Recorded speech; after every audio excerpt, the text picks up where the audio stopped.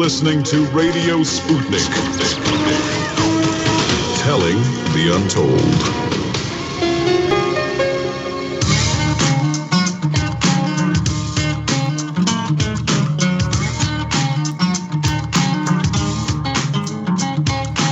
Welcome to Political Misfits on Radio Sputnik, where we bring you news, politics, and culture without the red and blue treatment. My name is Jamal Thomas. I'm here with my disembodied co-host, Bob Schlehuber. Let's get ready to go against the grain. We have another great show for you today. In the first hour, we'll be discussing the left's ineffective attempts to influence the COVID-19 legislation and why Bernie Sanders' task force will not get significant concessions from Joe Biden on issues of health care. This is why the left loses. After the monologue, we'll continue with the conversation on Venezuela that we started yesterday. News was released yesterday that Maduro has captured 2 Americans in a Bay of Pigs-style part deer ramble attack on Venezuela that failed miserably over the weekend.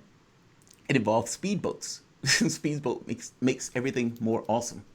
Later in the first hour, we'll get into more gaslighting from hypocritical Democrats and their smearing of Tara Reade in defense of one Joe Biden. In the great book of appalling hypocrisy, chapter 102, Joy and Reade. Now, I suppose having a talk show, you're always putting your opinion out there, and there's always points where there'll be some level of conflict in your opinions, but they shouldn't be radically different. And if it is, that deserves a certain explanation to determine whether opinion is being motivated by some external condition, like getting your person elected. We'll look at a couple of Joy and Reade clips, and we will let you decide. My producer slightly disagrees with me on the last one, so I'll let you guys decide on whether or not which one of us is right. Later in the hour, we'll get into the update on Assange and tactics the police are using to break up protests during the COVID-19 pandemic. In the second hour, we'll discuss the vice president at Amazon that resigned over the company's firing of employees trying to organize unions in the company. We'll get into the fever-reading drones, that's awesome, and what it's like living in an epicenter of the COVID-19 virus. Today is Tuesday, and that means politics and art, so we'll be getting into some art and organizing in prison. This is the most cultured segment on our network, thanks to one Bob Schlehuber. But first, I want to start here. An article was released this morning discussing Bernie Sanders' task force and quote-unquote progressives pushing Biden to health care, screaming, there's room for him to move. Now, as a flat fact, the answer is yes. If Biden is starting at a 4, let's say, on a ruler in regards to health care, well, yes, as a flat fact, he has room to move to 10. But so does Mitch McConnell has room to move. So does Obama. So did Hillary Clinton. None of those people are going to move. Just because you have room to move doesn't necessarily the person is going to move. The catch becomes, what do you have to push them? It sounds like you guys are on your begging knee without anything to compel, anything to push, or anything to offer. And just because you're giving them your support that you gave in the beginning, that they're going to do something nice to you and throw you a bone. 40 years. It's been 40 years. You've used this particular failing strategy for 40 years. The battered wives of the political space, the lefties, hollering, if I keep digging, at some point, we're going to get to China. You're not going to ever get to China while you are digging that ditch. I'm sorry. That is not how politics work. You're being a sold a bill of goods as a token gesture to con you into voting for somebody that in no way has your political interests at heart. Each and every one of those Democrats were willing to crash and burn by ripping that nomination from Sanders at a brokered convention if that meant stopping Sanders, even though every last one of them knew it would lose to Trump. That's how much they're against you. And if they're against you to that tune, to that degree, where they were literally willing to lose to Trump, if you're so terrified of Trump, how are you ever going to get anything accomplished? The boogeyman is always there to scare you and to con you into voting for them. That same boogeyman, however, that they were ready to allow to gobble up the party if you just so happen to get more delegates. What you are doing is not working. That is not how politics works. Begging on your knees is not going to get you what you want in a political space. And the problem, to some degree, is that with Sanders flaming out, the left is in some disarray, not necessarily know what to do, with 51% looking at a third party potentially, and the other ones cowering back into the space in the arms of the Democratic Party. Take a listen to Biden's message. Biden gave a message yesterday on increasing the minimum wage. This is kind of, I want to make my point. Let's listen to the clip.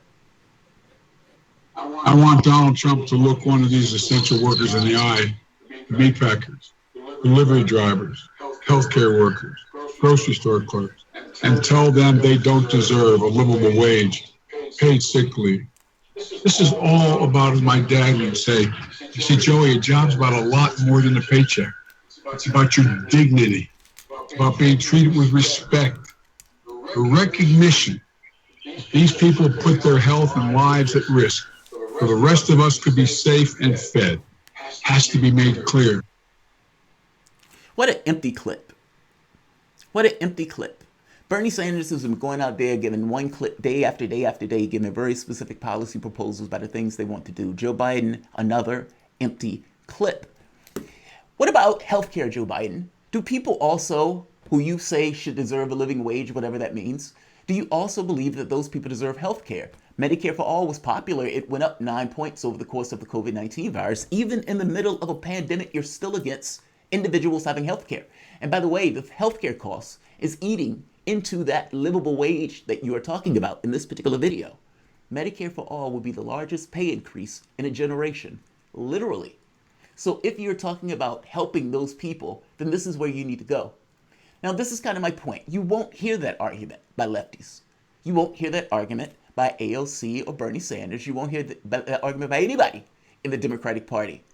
For the moment, remove yourself from politics or move people from politics.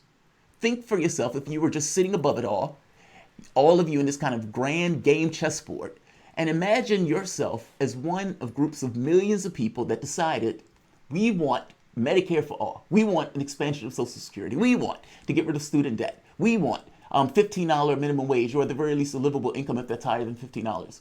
And we also want the end of money in politics. This is what we want. This has been decided. 10, 20 million people, grand arena. This is what we want. Now, after you figure out this is what we want, the next question is, what do you have at your disposal right now to get what you want? Can you do that in the party? No. Then if you can't do that in the party, why are you functioning in the party if what you really want are those policy proposals that we just agreed upon in the grand arena? Last question. What are you willing to do to get your objectives accomplished? And this is where the left fails, because their answer is always in the context of the Democratic Party as opposed to working in context of just those policies. These policies are the most important thing ever, and everything else is subordinate to getting these policies done, which means that even the parties themselves become subordinate to you getting your policy agenda accomplished. What do you want to do? Function in a party, or do you want to get your Medicare for all? That answer is never going to take place entirely by the party structure itself. It never has. It never will. How do you get people to do things that they don't inherently want to do, especially when it goes against the established order of that particular party? It is counterintuitive. I know, essentially, especially since the way people have operated over the last 40 years is to basically give their support for nothing in return. But if you want to do something and you're expecting a different result by doing the exact same thing, that is the definition of lunacy. Your power, your capacity in this process right now is organization, meaning all of you on the same page ideologically with the capacity to make them lose. Even though you may be in disarray, and even though the person you had as your Hail Mary flamed out, you are still ideologically bound under this notion of the policy proposals that you agreed upon and you wanted to do. Whether Sanders is in it or not is irrelevant. You still have those ideas. You still agree with those policies, and the American population also agreed with you on many of those policies. On the policies to which all of you agree, stand under that banner of that policy. Ignore those parties. This is your only way to salvation. Right now, Joe Biden is under a sexual allegation. He is under all sorts of pressure. Your response should not be to lump into a guy that is under that pressure. Your response should be to say, this is what we want, and you are not getting our support without accepting these policy proposals. Take it or leave it, with the understanding that you have the capacity to make them lose, and accept that capacity. Accept that as a strength. Don't take that as a weakness where you're getting browbeat. Oh, you've made our candidate lose. Yes, because your candidate wasn't willing to accept these policy proposals that are popular by the American public. If you believed that Donald Trump was such a menace then accepting this concession was right in line with what you were telling these people about how bad Donald Trump is. You, as the left, stand under policy. Stop functioning from the concept of these parties. Start functioning in the concept of these are the policies that we want. We are standing under this banner, and we are going to be unmoved in a sense of solidarity. That's your pathway to salvation. That is your pathway to winning. Biden is going to lose anyway. Get something out of it. Bob, it's funny. I think I'm sounding a little bit more like you on the organization front, but I do think. Yeah, I mean, I think you're sounding a little bit like me 4 years ago. Yeah. I really think, in retrospect, and I'm curious, Jamal, for me, this is the exact same conversation people should have been having in 2016, and I think obviously I had my hopes up that somehow Sanders would be able to break through, but I surely didn't get involved. It wasn't door knocking for any Democratic candidate, regardless of Bernie Sanders or not. But saying 4 years ago to Democrats, don't fall for it and be brought back into the democratic process. And so I'm glad you're on the same page of where I am now. And obviously people have been there well before I was ever there at any point in the past. But I think it's super important to recognize that a lot of people have been organizing against the Democratic Party for 40 years, as you mentioned, since they've really gone into this full neoliberal public privatization model that they have across the country that's been completely destructive to communities, and people just need to stop buying it. The Democrats, and this is why we can talk a little bit later in the show or over the next few days, Joe Biden's Lift Every Voice plan that comes out, these people come up with the greatest sounding policies. And here in Washington, D.C., the Democratic mayor, we're going to end homelessness here in the District of Washington, D.C. She said that. It sounds great. Everything sounds great when you say it. We care about black people. We care about ending poverty. We care about all this stuff. We care about all these policies, Jamal, and yet time and again, they don't actually put those policies forward whatsoever, and people need to turn away from the Democratic Party. I don't think there's room for compromise. I don't know what say or power Bernie Sanders has. What does Bernie Sanders say? His people have left him. They've obviously split off internally. Externally, people can make up their own minds. These people can be involved in the Democratic Party, which I don't think a lot of them will, or they can find third parties. People within the Sanders world of politics, I think, are pretty well educated, many of them, and I don't know where Bernie Sanders says to any of these folks to be able to leverage that power. And as you mentioned, Biden's kind of a sinking ship at this point. What leverage is there to even to enact with somebody who doesn't have much leverage on the political process themselves? Well, the problem here is there are two problems. One is that Biden is under a sexual assault allegation. So assume for the moment that Biden wasn't under a sexual assault allegation. If groups of millions of people, this is kind of the point that I'm getting at. I know they think it's counterintuitive, but you can't get anything done in a party that doesn't necessarily buy your interest. How do you move people that don't believe in you? What you do is you have large numbers of people that stand under the banner that you don't get our support. Like that's the 10 millions of people. And look, I'm not the only one who said this. Ralph Nader has made the same argument. You get 10 million of people pulling out the party, you have some level of leverage in the political space.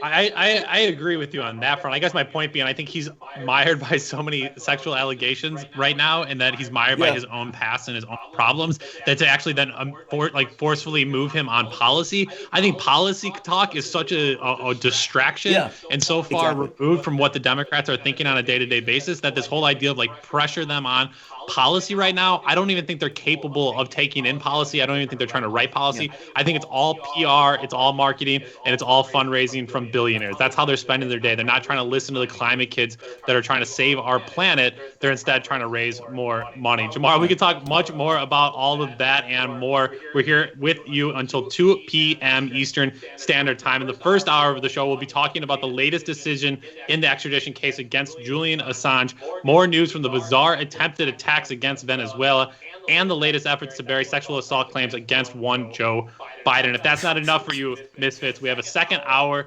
after that. You're listening to Political Misfits on Radio Sputnik Live in D.C. We're back after this.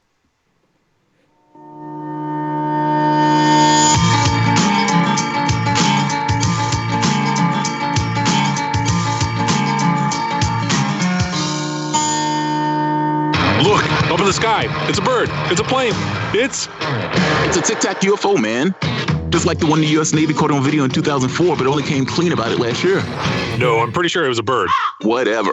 Get nerdy on Wednesdays with Revelations. The Political Misfits look into the world's mysteries and a lot of UFO stuff. Shooting from the lip. We're taking no prisoners here.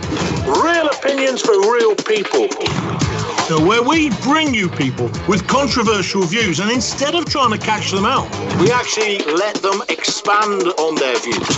What's going on in British politics, European politics, and indeed in world politics as well.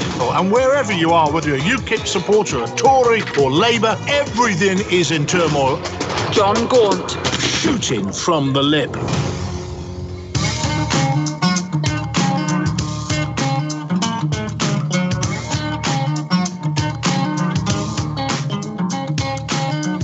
Welcome back to Political Misfits on Radio Sputnik, the show that goes against the grain. My name is Jamal Thomas. I'm here with Bob Schlehuber. If you guys are digging what we are putting down, please like and share the video. That helps with our engagement. Also, your engagement is important, and we absolutely appreciate it. So yesterday, I mentioned a story coming out of Venezuela about 2 invasion attempts into the country. The one over the weekend involved speedboats full of mercenaries coming out of Colombia. Now, news broke last night with an address from President Maduro of Venezuela that there were 2 American mercenaries that had been captured in foiling of that coup attempt.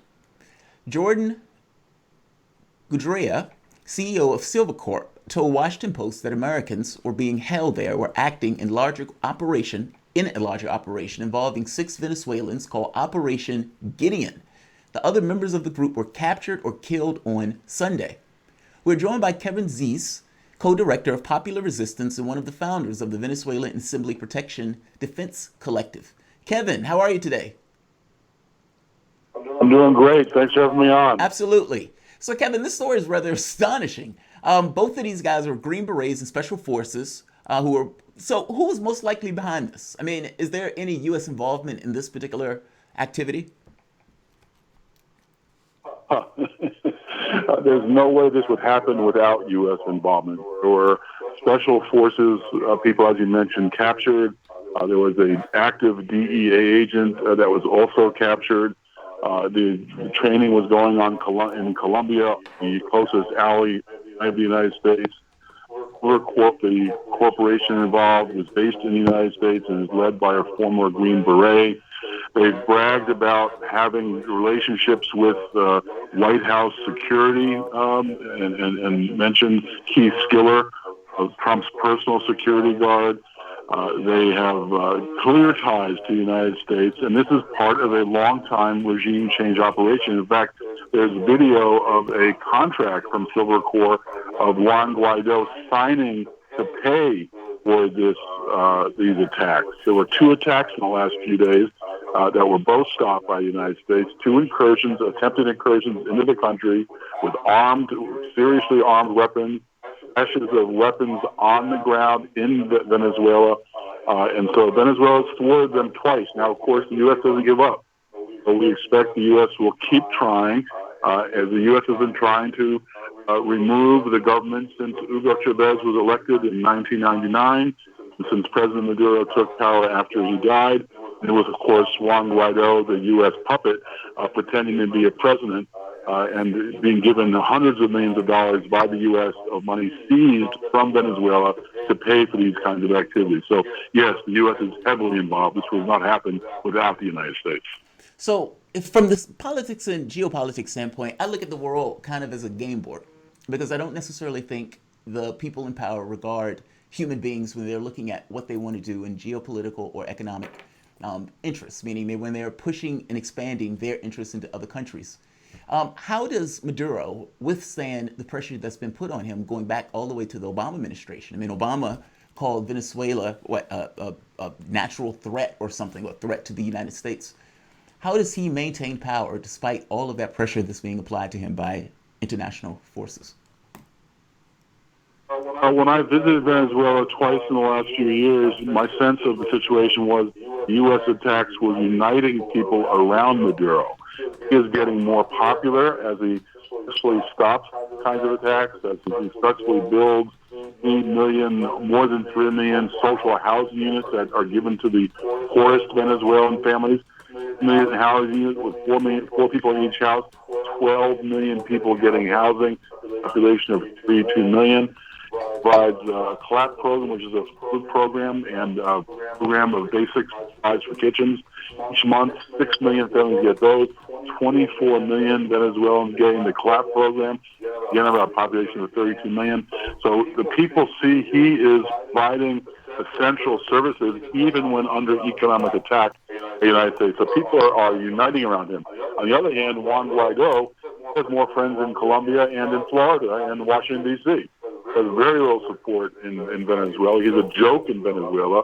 He's not taken seriously. He's calling for more sanctions against the people of Venezuela, calling for military attacks and now funding military attacks against Venezuela.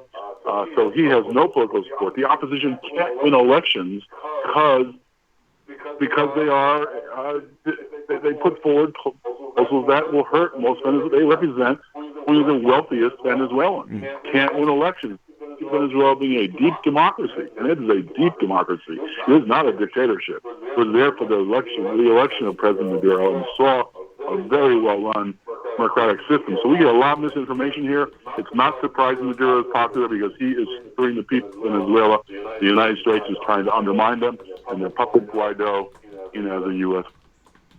Kevin, just clarify for me here. I still don't quite understand what was trying to be done with this attack here on Venezuela. So they were going to get some 9 people to overthrow an entire country. I guess I just don't get the strategy that they were trying to roll out.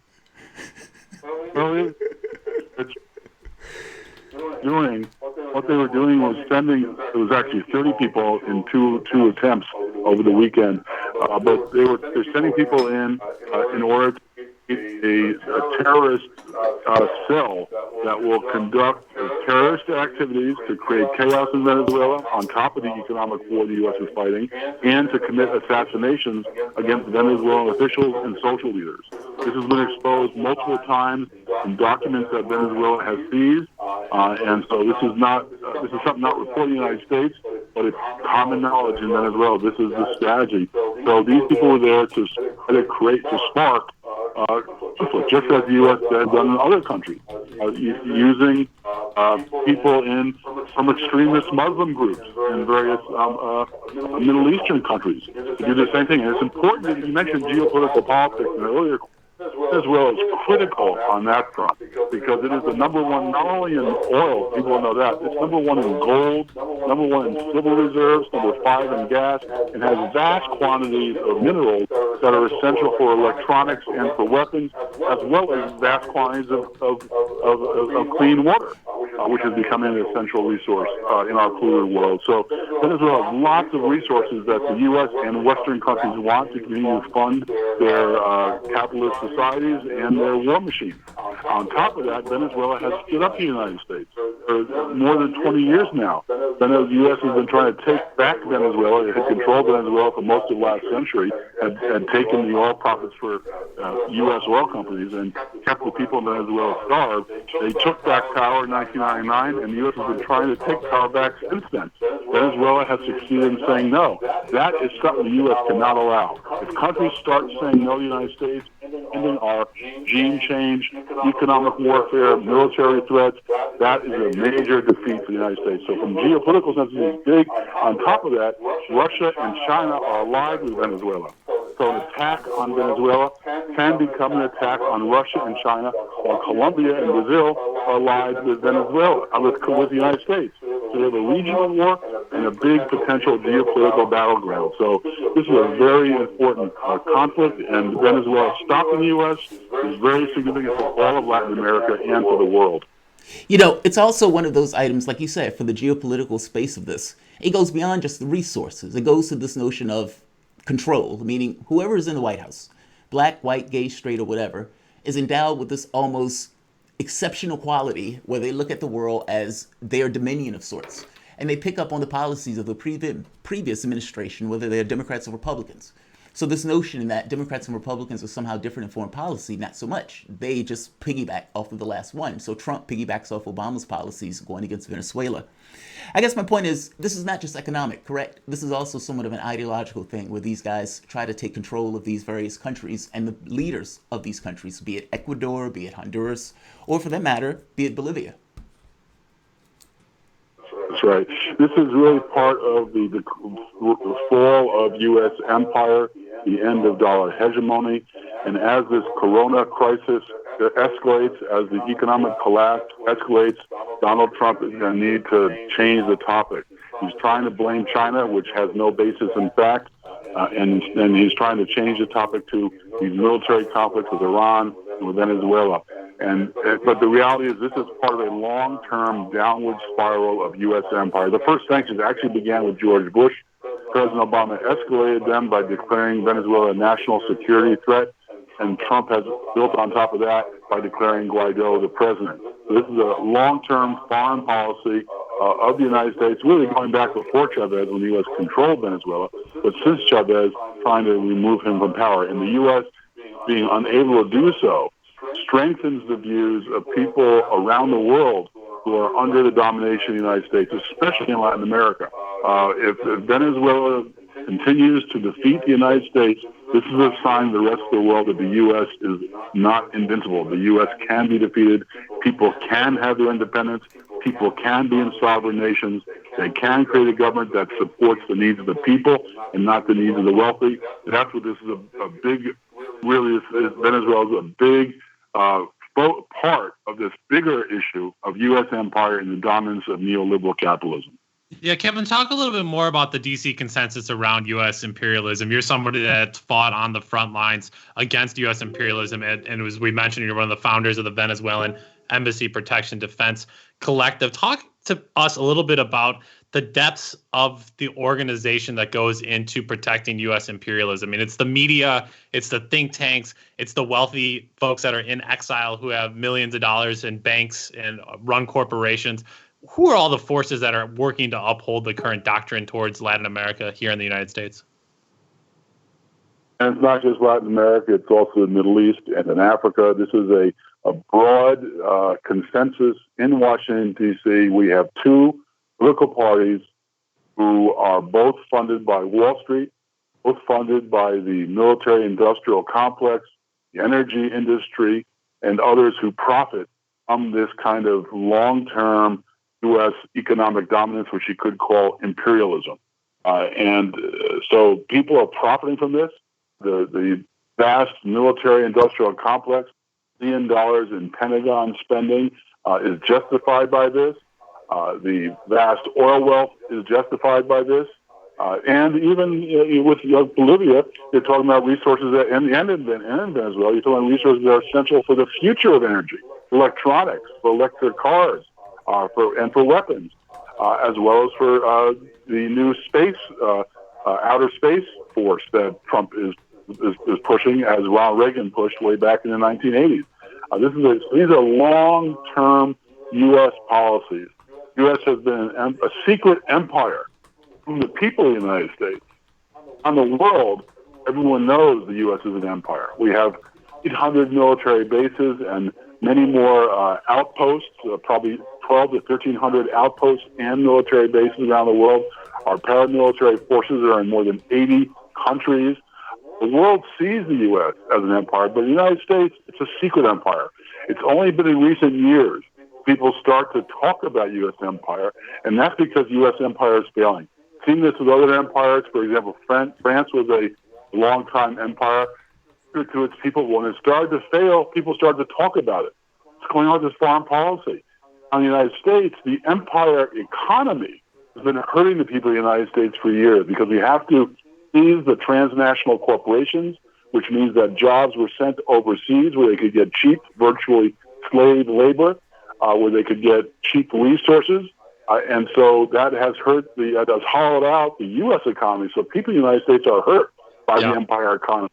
So I think you're completely on a right point, Kevin. I got to cut you off there. We are out of time, but this idea that our actions abroad impact us here at home. So if you ever hear anybody talking about the big sweeping domestic changes they want to make without talking about what they'll do with U.S. foreign policy, ask them a few more questions about how serious they are about implementing change here at home. That was Kevin Zeese, the co-director of Popular Resistance and one of the founders of the Venezuelan Embassy Protection Defense Collective. Kevin, thank you so much for joining us.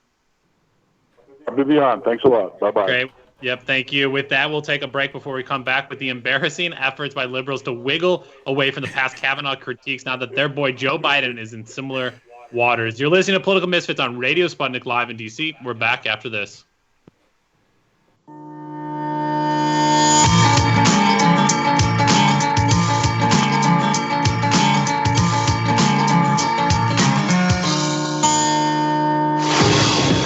in to Loud and Clear with Brian Becker for the latest news, commentary, and political analysis. What's really behind the political and social crisis gripping the United States and the world? If you're tired of a superficial and shallow reporting from the mainstream media, here's your alternative. Forget the spoon-fed sound bites from pundits who know so little about so much. We deal with real issues. War in the Middle East, the military-industrial complex, U.S.-Russian relations, the rise of China, austerity, mass migration, global warming, and social justice movements in the United States and around the world, and much more. We bring you independent experts, analysts, and activists. Learn what really makes the decision makers take from the boardroom of Wall Street to the West Wing of the White House. Here is where the people fighting for chance speak and are heard loud and clear. 5 days a week on Radio Sputnik and SputnikNews.com.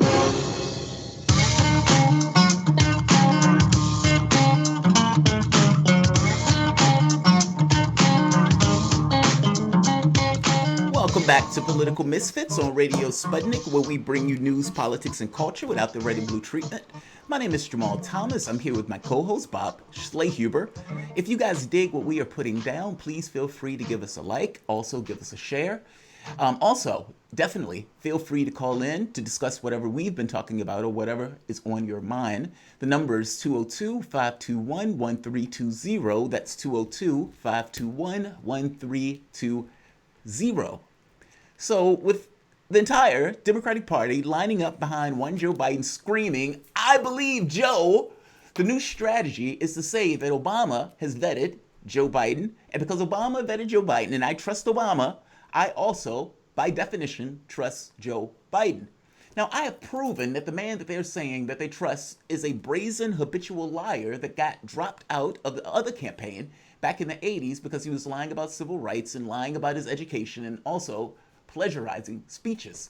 That's the man that they say that they entirely and utterly and completely believe. Despite the fact when the allegations against Ford were out, they believe Ford. How strange. Let's hear the clip of Julian Reade. They finally get around to talking about the allegations now that Joe Biden has come forward and had the conversation with Mika. Let's hear Julian Reade discuss the allegations of Tara Reade. Within a matter of days, he was honest about marijuana use and had to step down. Yeah. But a claim of sexual assault is not sufficient. And can I tell you why, the why of it? We're going to get more into this later in the show because this is the topic. What people want to know. This is a lifetime potential appointment. Now, understand what the announcer or the person she's talking to is saying. They're having this argument about Kavanaugh being on the Supreme Court bench, and she's skeptically saying, "And you're saying that this allegation is not enough to keep him off the bench?" And Julian Reade doesn't necessarily push back on that. Now, Reade has had multiple people on the show talking about Kavanaugh in skeptical terms in the same way this conversation was going down. Now, let's be clear here. There is more corroborating evidence for the Tara and Reade case, meaning than the Ford case. And despite there being more evidence for the Tara and Reade case than the Ford case, Julian Reade still comes down and speaks about it in a different tone. So let's hear the other clip that was supposed to be played first on the allegations that Julian Reade is covering. Let's hear that clip. Keep talking. This is the clip with Julian Reade and the assault. To that point, the New York Times led an investigation into these allegations and contacted nearly 24 people who worked with Mr. Biden in the early 90s. None were able to corroborate any details of Ms. Reade's allegation, and many even said Biden's office had the reputation of being a supportive workplace for women. We also have to talk about the timing of all of this. Ms. Reade made her allegations public in late March, when the primary was down to just Joe Biden and Bernie Sanders, and days before Sanders announced he was suspending his campaign. Some Biden supporters have questioned Ms. Reade's motives because of that timing. Ms. Reade voted for Sanders in the California primary, and that, of course, doesn't mean that she's not believable. But some Sanders supporters have used the allegations to call for Biden to be replaced on the Democratic ticket because of these claims, with the implication that Sanders should replace him. Now, think about what she's saying here. Now, you heard the first clip where she's talking about Kavanaugh, and her guest made an assertion that an allegation in and of itself was enough to keep Kavanaugh off the bench because it's a lifetime appointment. with Julian Reade not giving any pushback and having multiple videos basically going after Kavanaugh. Now, in this very specific case, Julian Reade is talking about the allegations, but she's very skeptical of these allegations and is even pointing out she's a Bernie supporter, and many Bernie supporters want to get Bernie on the ballot. That's why these people are, doubtful of this allegation. Whether the woman is a Bernie supporter or not has nothing to do with whether or not she was actually sexually assaulted. And again, there are more allegations on the side of Reade, meaning there's more corroborating evidence on the side of Reade than there was on Ford. So why is Julian Reade taking this peculiar position where in one case she's all on board against Kavanaugh, but in this case she's all on board for Joe Biden? Is it possible that it's for political reasons? Bob, how on earth are they making this switch in this way, and making the switch in this way believes that the public is supposed to accept this level of disparity in their opinions on cases that are almost identical? Yeah, I mean, I think they're just going to do it. I don't know why they're just going to run with it because they can. Because their viewers will buy it hook, line, and sinker. I mean, we've had people come on our show and say, "Oh, Joe Biden's like a brother to me." If somebody accused my brother, I've known my brother. It's like, you didn't grow up with Joe Biden. Like, you don't know Joe Biden. Like, you've been to dozens of events and heard Joe Biden talk. You could have been on Joe Biden's staff and not know Joe Biden. There are people that put on one public persona and behind closed doors have another persona. I don't know who Joe Biden is. I haven't been in the rooms when he's talking to segregationists about how they're going to compromise to address racial issues in America. We haven't been a part of that. And so that's why it's even more disgusting, because these people don't know Joe Biden, but yet they're willing to stake their own reputation and their own career on it. And Jamal, it comes to what happened. I had so many of these conversations 4 years ago with people after it became clear that something fishy or something happened with the Republican Party in the terms of Cambridge Analytica. And before people really knew what was happening, people said the same thing over and over. They said, look, the Republican Party steal election. They do all these dirty tactics. You know what we need to do? We need to do the exact same thing. They're not some higher moral party that has better politics than the Republican Party because they reference black people or reference poor people. These people are more than okay with being cynical political actors who lie to the American public. They don't care about young people because young people don't turn out and vote. They never say, oh, how do we get the young people to vote? They simply say, well, tough luck. If they don't come out and vote, us billionaires, millionaires, and those who do continue to uphold these policies will continue to do so at their expense. That's exactly what they do. I mean, because it's not, it's not magic to get people out. It's just not. It's a situation where those people believe that you're doing something and engaging them in some way, that there's some benefit for them to expend the energy that they would have to expend in order to get this person or that person elected. And if there is nothing real and tangible in the sense of those people being given something by the government to which they give their taxes and their energies in order to keep propped up, then why would they engage the system? So you have all of these people year after year after year less engaged in the political process, and the Democratic Party and the Republican Party, for that matter, just writing them off. All right, we have 50% to work with. How are we going to get this 50%? We have 48% to work with. How are we going to get this 48%? As opposed to actually asking the basic question, why don't we get these people? The catch here is they don't want to ask that question. Because if you ask that question, you come back with, well, Medicare for all, getting rid of student debt, that will get people engaged in the political process. Yeah, but we don't want to do those policies. We just need to come up with better framing for this stuff. I do want to pivot, Bob, to death rates. So right now, the new cases of the COVID-19 virus, 1,215,506 new cases. Allegedly. Say that again? Allegedly. I said allegedly here. Well, yes, allegedly, because these cases are probably going to be higher. With the number. I mean, we don't have to test kits to know exactly, so that's true. Also, the new deaths coming from yesterday is 1,535. Total deaths, 70,132. Reuters, Bob pointed this out. Thank you, Bob. Newly revised corona mortality model predicts nearly 135,000 Americans will die from COVID-19 by early August, almost double the previous projections, as social distancing measures to quell the pandemic are being increasingly relaxed, researchers said on Monday. That's coming from Reuters. Now, contrast this with what American public wants. The American public says 67% will be uncomfortable shopping at a retail shop, 78% will be uncomfortable eating at a sit-down restaurant, movie theaters were over 70%. People were more comfortable when going to the store, but that's a risk analysis thing. They need food, they can't go without food, so making the risk of going to the store is somewhat of an acceptable risk. But these other businesses, the American public is freaked out by catching the virus. And in their heads, they're saying, don't open these businesses.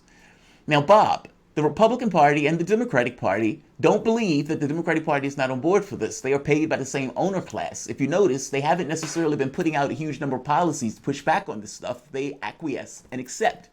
I would make the argument that they accept because they are paid by the same class. And that class wants those people back to work and started making those funds.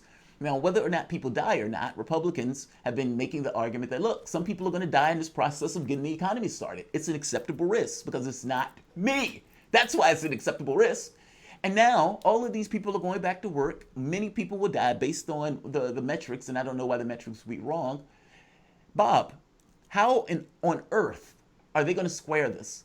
And is it going to be enough to say, well, China did it, dealing with Americans' perspectives towards China, seeing as those perspectives have gotten much darker over the context of the COVID-19 virus? Is it enough? Yeah, no, I mean, I don't think so, but I think they're in a tough spot because I don't think they know what to do any which other way. I mean, I don't think the Democrats have deep policy in their desk drawers that they can just pull out and say, oh, here is the solution for housing right now or for food security. These are just not issues that they work on. That's not their role. They spend the majority of their time with corporate lobbyists pushing long entrenched special interests when it comes to the environment, when it comes to the economy. And I just don't think there's anywhere for them to move. And I think what's really interesting is despite both of these parties kind of operating in the same way, you still see hyper intense partisanship even around the voting or around the believing of the numbers that are going out. And I was kind of jokingly saying allegedly because we're seeing these disparities between Democrats and Republicans even believing what is being put out there. There was a new poll that was done by Axios between May 1st and May 4th where they talked to 1,000 U.S. adults, and they asked them, do you believe the number of Americans dying from COVID-19 is more or less or about the same as the reported number? Democrats said 63% believe the number is actually more. Independents, whatever the hell an independent is, said 45%. And Republicans said 24%, while 40% of Republicans believe the number is less. Wow. And so, Jamal, we're going to continue to see the fact that Republicans and Democrats in a lot of America live right next to each other. We're not Ukraine, where the political parties are like kind of evenly divided geographically. In the United States, even in Republican areas or strong Democrat areas, you still have a split of at most 65-35. These folks live next to each other, and you're having dramatically different views on what they actually think is factual when it comes to the federal government. And if you have one set of people saying, oh, I believe this over here and acting a certain way and another group acting the other way, there's just going to be deeper rifts within the American society. And obviously the way in which our politics is framed, the Joe Bidens of the world or Donald Trumps of the world, as much as Joe Biden's going to talk about unity, they're not unifying actors. They're both very divisive, deeply divided, partisan actors right now. And if Biden's running simply, I'm not Trump, and Trump's going to say, well, I'm not Biden, all you're going to do is deepen those divides. And I don't think that's good for an empire that's trying to keep itself together, regardless of what you think of the empire, if it should or shouldn't be. Well, they're based on religious beliefs, right? I mean, basically, these are ideological actors, be it Republicans or Democrats. Your world has no point, none. Meaning you're put here almost by chance, in a particular body by chance, with certain drives and incentives, certain things that your society put into you, certain things that you need to get over, certain risks, certain things that you have advantages of, but all of those things to some degree are random. I don't know the corporeal space or the incorporeal space where we were sitting and floating and saying, I'm going to choose that body, that life, and I'm going to do this life. It's random. Your government has no point. You, as a society, make certain choices on the way you are organized, what your government provides, what your government don't provide. But there's no religiosity to it. There's no hand of God. There's no, capitalism, socialism. That stuff doesn't exist. What do you need your society provide? That's all. Start there. Now, people in the Republican Party and Democratic Party get this idea in their heads that society must be organized in a particular way and the economy must be organized in a particular way. And none of that stuff is real. It's an aggravating thing when you have an intervening real thing, meaning a virus. And you have some people that are still functioning so ensconced in their religious ideologies that they say, we got to get back to work. You might die because of that. We got to get back to work. Yeah, I know, but you might die. Yeah, but we got to get back to work. And don't have the sense to say, okay, well, look, I know this is what I want to do, but this is a real thing that's intervening on my particular world space, and I need to take actions to accommodate it. Like, that's aggravating to me on so many levels. No, And on the same note here, and I'll close out on this before we turn to talk more about Julian Assange's latest extradition hearing there in London. But the whole idea of nation states are imagined. This whole idea of there being a president and a constitution, it's all imagined. If people don't want Donald Trump to be your president tomorrow, just simply stop believing in the fact that he's your president and organize other people to overthrow that. I mean, that's as simple as it is. It's obviously a revolutionary idea and a pretty radical notion, but it is just imagined. There is no president was set in stone. If there is no president, the whole thing just blows up. He's not filling some void that must be filled. It's an imagined position that we still give him the power. And so all those people, it's always fascinating. They rail against the guy. They need to do anything they can for him not to be president anymore. You're just stop believing in that model and organize something else. Easier said than done, so we can continue to debate the merits of that plan. But we need to talk about those nonetheless, because we are political. Yeah, this is Political Misfits. If there's a safe place for those conversations, it is here. As I mentioned, we're going to head to the UK to get the latest from Julian Assange, efforts to extradite him here to the United States. You're listening to Political Misfits on Radio Sputnik Live in DC. We're back after this.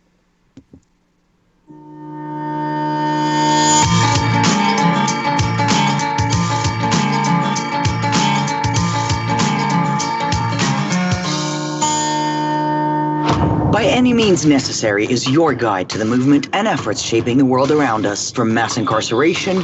No longer am I interested in or concerned with prison reform. I am interested only in the eradication of prisons. To the battle between police and water protectors. It was a pretty punishing disregard for the sanctity of human life, that unleashing water cannons on peaceful, prayerful water protectors. From efforts to protect the environment. The climate movement is ready to, with plenty of opposition research and force and strength, along with, the right of both science and morality, to fight them on this. To the movement for Black Lives. When I first saw the Michael Brown video, when I saw that it clearly contradicted the narrative put forth by the Ferguson Police Department and by police supporters in general, 3 words came to mind: color me shocked. Stay tuned to By Any Means Necessary, 5 days a week here on Radio Sputnik.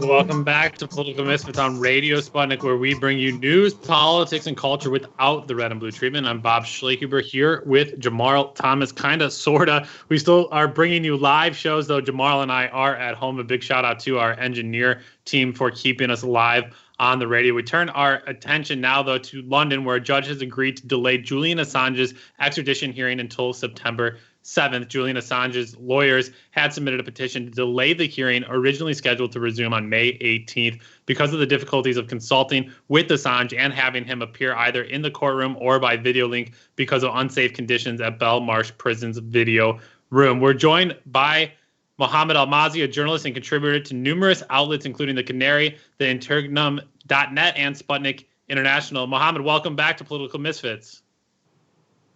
Thank you for having me. Mohammed, you were there in London. What was the reaction by Assange's defense team and his family's reaction to the decision? So the defense team were there via audio link, as were the lawyers for the U.S. government. But they were both very pleased because they were very grateful. You could hear them on the phone expressing their gratitude to the judge. So last week, the judge agreed that the 18th of May date for the hearings to restart wouldn't be feasible, although she made clear, or pretty clear in her statement, that the reason for that, she wasn't giving much value to the argument that they weren't able to properly consult with Assange, and she seemed to largely dismiss the fears that he has, including from submitted a medical report from an independent medical expert saying that he was at risk because the video conferencing room and the hallway to get there is filled with people, and there's already an outbreak of coronavirus, the novel coronavirus, in Belmarsh Prison, and 2 prisoners at least have died from it. So she didn't put much value onto that. The main thing was that because of the extension of the lockdown, it wouldn't be possible for both legal parties and Assange to be physically present in court for the 3 weeks if it started on 18th of May. And she had previously said that that would be a requirement for the hearings to go ahead, for part 2 of the extradition hearings to go ahead. So that was the main reason. That was the reason she gave for agreeing to defer or adjourn the hearings for a later date. So that's kind of important, right, distinction. And I interviewed someone about what they thought about that, a journalist and a member of the Don't Extradite Assange campaign, which is WikiLeaks' official campaign. So that's John Reese. People can check out my article, my interview with him, where he examines sort of that side of things. Yesterday, though, it was at the follow-up hearing where the 2 proposed dates in July and November were both deemed to be unworkable by both the defense and the prosecution.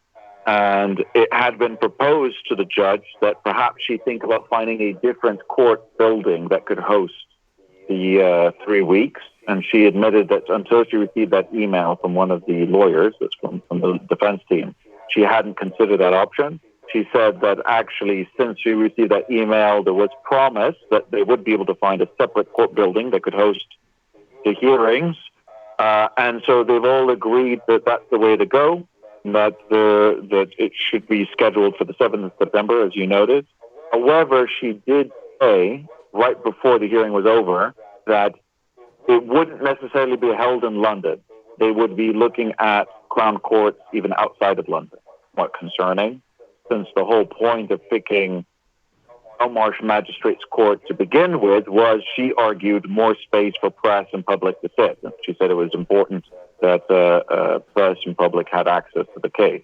Yeah, so Mohammed, let me just intervene there, because even at Belmarsh, where they're trying to have the larger hearing, as you're mentioning, it's being reported that journalists who phoned into the conference call to listen to Monday's hearing could not get through, hearing music instead. And during April 27th hearing, at which the barrister decided to postpone the process, journalists could only hear about 30% of what was going on. And we also had stories, I think we even talked to you about how Julian Assange wasn't allowed to directly confer with his defense team in the courthouse. And then, yeah, as you're mentioning, it sounds very concerning that they possibly would move the hearing outside of London. It seems like it's all adding up to, once again, completely silence this case from international media scrutiny. Yeah, so I wouldn't say that that would be in terms of like deliberate conspiracy, but more to just failure to, because they could say, let's keep it in London. She could make that a requirement, right? They could, especially recognizing the rather terrible nature that at least some of the audio link options have been so far. So yeah, I've been told that people who phoned in, because I was there physically in court this week, yesterday, and last week. And I've been told by people who phoned in this week, so yesterday, that they were stuck just listening to music the entire time. In fact, I was originally just going to do that as well, just listen via audio link. And I was also listening to music. And then when I found out that the thing had been postponed to 11:45 in the morning, I just ran over to court. I thought, like, forget it, I'll go there. And it's a good thing I did. Otherwise, I wouldn't have been able to hear anything. Last week, it was bad for us in court, bad. Hearing, first of all, the lawyer speaking by the speaker was quite muffled. Even I could hear maybe around 80%, right? Those listening via audio link, I've been told by others who are listening via audio link, 10 to 15% even is as much they could hear. And to the point that court clerk had to be instructed by the judge, repeat everything that was being said by the defense lawyer to the microphone where the journalists were listening to via audio. Still didn't change the fact that every single time somebody came into the meeting via audio link or left, like we said earlier, you would hear, John Smith from the Times has joined meeting. And there was a long pause as well, which means you wouldn't be able to hear anything that was being said by lawyers during that time period. Kept happening over. Every time someone joined or left the meeting, kept happening. Yeah, I don't think anybody believes that's being deliberately done.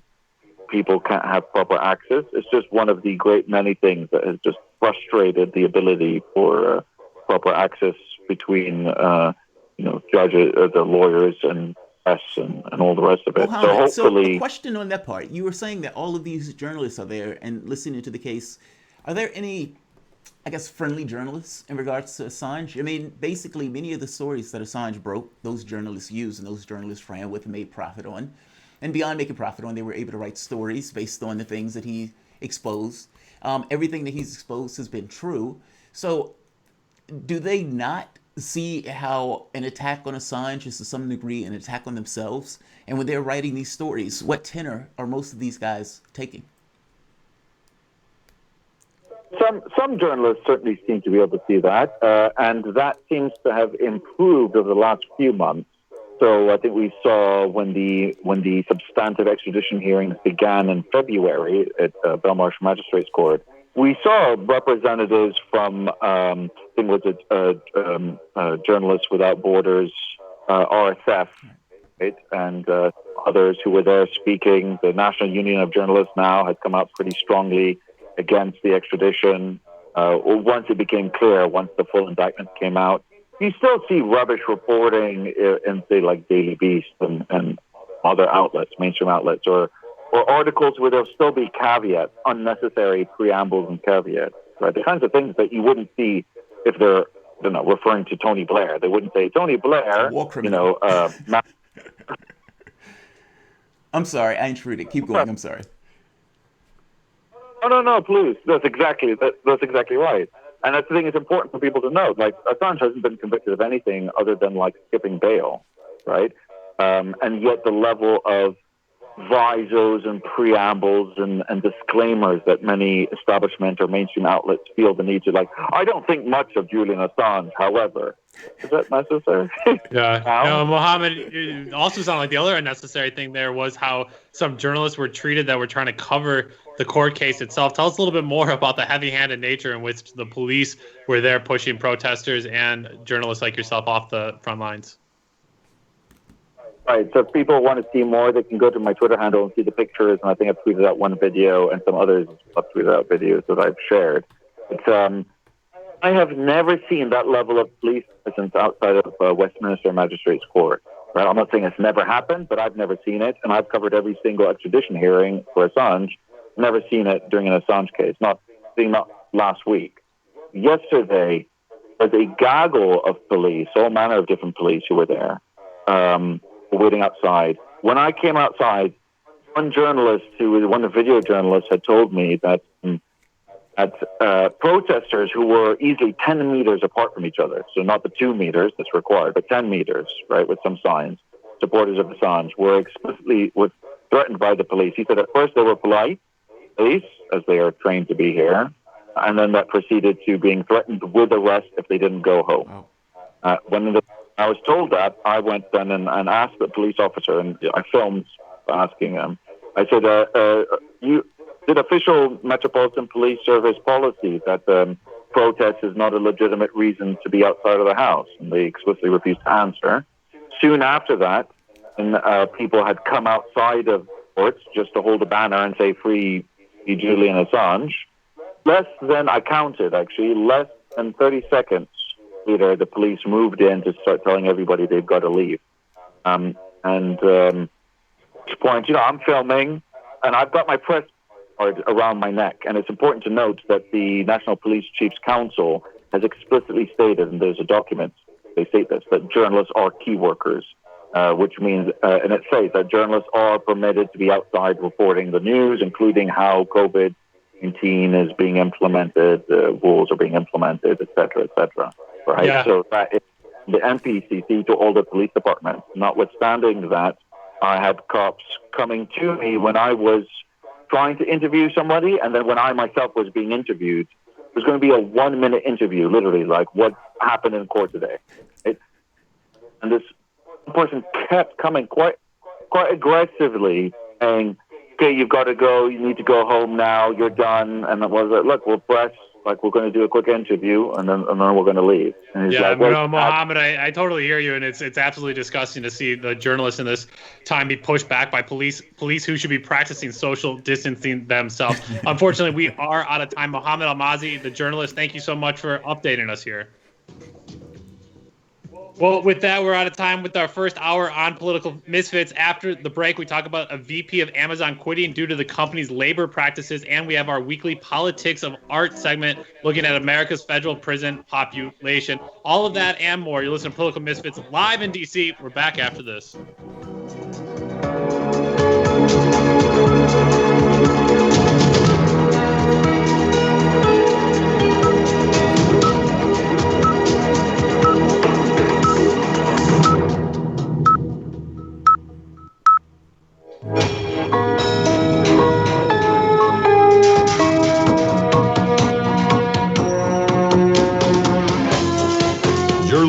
to Radio Sputnik,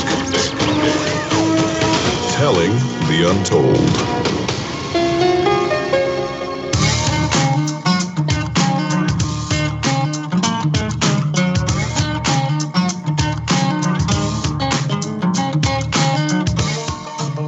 Back to Political Misfits on Radio Sputnik, where we bring you news, politics, and culture without the red and blue treatment. I'm Bob Schlehuber here, sort of, kind of, with Jamarl Thomas. Get ready to go against the grain. We've been going against the grain the last hour here. If you're just tuning in, we have another hour of radio here on Radio Sputnik. Hopefully you're listening to us on one of many different platforms, and you can hopefully share those platforms with your friends and family. You might be on 105.5 FM if you're listening on the radio here in the nation's capital, the capital, Washington, D.C., or you could be watching on Progressive Soapbox on our YouTube channel. Make sure to like us, comment there, or you can shoot us a tweet at Sputnik Misfits. If you're not able to listen to us live daily between 12 and 2 p.m. Eastern Standard Time, make sure to check us out on any podcast platform that you listen to. Lots to cover over the next hour, including an economic conversation in honor of Karl Marx's 202nd birthday, our weekly politics and art segment where we look at prison art, and the shockingly obvious headline here in the U.S., quote, man wore apparent KKK hood while shopping at California grocery store. Not a shocker on that one here, sadly. To talk about all of that and much more, we're joined by Ben Becker, the editor-in-chief of Breakthrough News. Ben, welcome to Political Misfits. Thanks for having me. Ben, if you don't mind, I wanted to start with your own personal experience with COVID-19. You are there in New York City in one of the hardest hit neighborhoods in the country. If you don't mind sharing, what have the last few months been like there for you? Well, they've just gotten it's a progressively more intense. I'm in Elmhurst, Queens, which many people now know from the 60 Minutes segment that talks about Elmhurst Hospital. That hospital has, before the pandemic, was really a hard-hit hospital, very underserviced. This is mostly a immigrant community, many undocumented immigrants also who have no health care coverage and use the emergency room as their primary care. And it was already one of the places with the longest wait times. Neighborhood's not like ordinarily poor compared to other parts of New York, but there really is a housing crisis as well. Many immigrant families are living 2, 3, 4 families in an apartment sometimes, if they, depending on the number of rooms. So it's very hard to practice social distancing if only one person in your overcrowded apartment, for instance, is going out and working. And many are forced to work because they don't access stimulus checks, can't access unemployment insurance or other benefits. It basically means your whole household, your whole apartment is practicing social distancing. So it's no surprise that these underlying social economic conditions have manifested in an infection rate in this neighborhood, which is, I think by the latest statistics, 4 to 5 times greater the infection rate of Wuhan at its peak. So, it's quite ordinary. There's ambulances and sirens going by constantly. Me and my wife and daughter, we've pretty much been hunkered down inside, but you can feel the tension in the air when you go outside. It means every time you go to the laundromat or the grocery store, of course, everyone is very nervous. People are feeling that around the country, but when you know that infection rate is 1 in 50, you can start to do the numbers in your head when you're looking through that laundromat or grocery store about how likely it is that coronavirus is everywhere around here. And the government response in New York in some ways has been better than other places. And in many other ways, it hasn't been at all. It's been a lot of chaos and disorganization from the mayor and the governor saying different things. The food distribution programs, but then people don't even know they exist. It sounds progressive when you read it online, but if nobody in your neighborhood knows about it, then is it really service? So that's the reality here. No, it's quite terrifying. And baby Ben, I'm just kind of curious what this does for, like, is the community rallying against each other, or at the same time, as you're saying, there's kind of this, like, are you the enemy because you might have this virus, and it's not about the person, it's more about the virus, but yet you're already then starting to look at people with kind of a suspicious eye. Do you still feel some solidarity amongst neighbors, or is it this kind of weird, if it's not you, it might be me kind of feeling? I wouldn't say either way, to be honest. I think that there's many acts of solidarity. There's a lot of the immigrant community, especially, is not just like looking back and doing nothing. It's really rallying each other's defense. And one person has kept their job. You hear many stories about those people using their money to pay their neighbors food and so forth. And there are people, the churches are doing a lot, in the immigrant community as well. And every night at 7 o'clock, people are banging their pots and pans in solidarity and gratitude of the healthcare workers in this neighborhood. So that's a great thing. Every evening we get to hang our pots and pans, and all of our neighbors are out doing the same. And they're across backgrounds. It's a largely Asian immigrant community, Korea, China, Thailand, other places. And then there's a lot of Latino immigrants here from South America, and everybody's banging on their pots and pans. So that's really quite a beautiful sight. Yeah, that's pretty neat. We're talking to Ben Becker here, the editor-in-chief of Breakthrough News here on Political Misfits. Give us a call, 202-521-1320. Ben, I wanted to pivot a little bit into some of the news stories of the day, talk a little bit about economics here on Karl Marx's 202nd birthday. You've been organizing Cancel the Rent strikes and drawing attention to the ways in which major corporations and the government is stealing money. And while the movement has been primarily led by wage workers, a big-time salary employee, a vice president of Amazon, has switched sides to join the chorus against labor practices at the company. Tim Bray, an Amazon engineer and vice president, quit in dismay on Friday and followed up with a scorched earth open letter accusing the company of firing whistleblowers who are raising concerns about unsafe working conditions.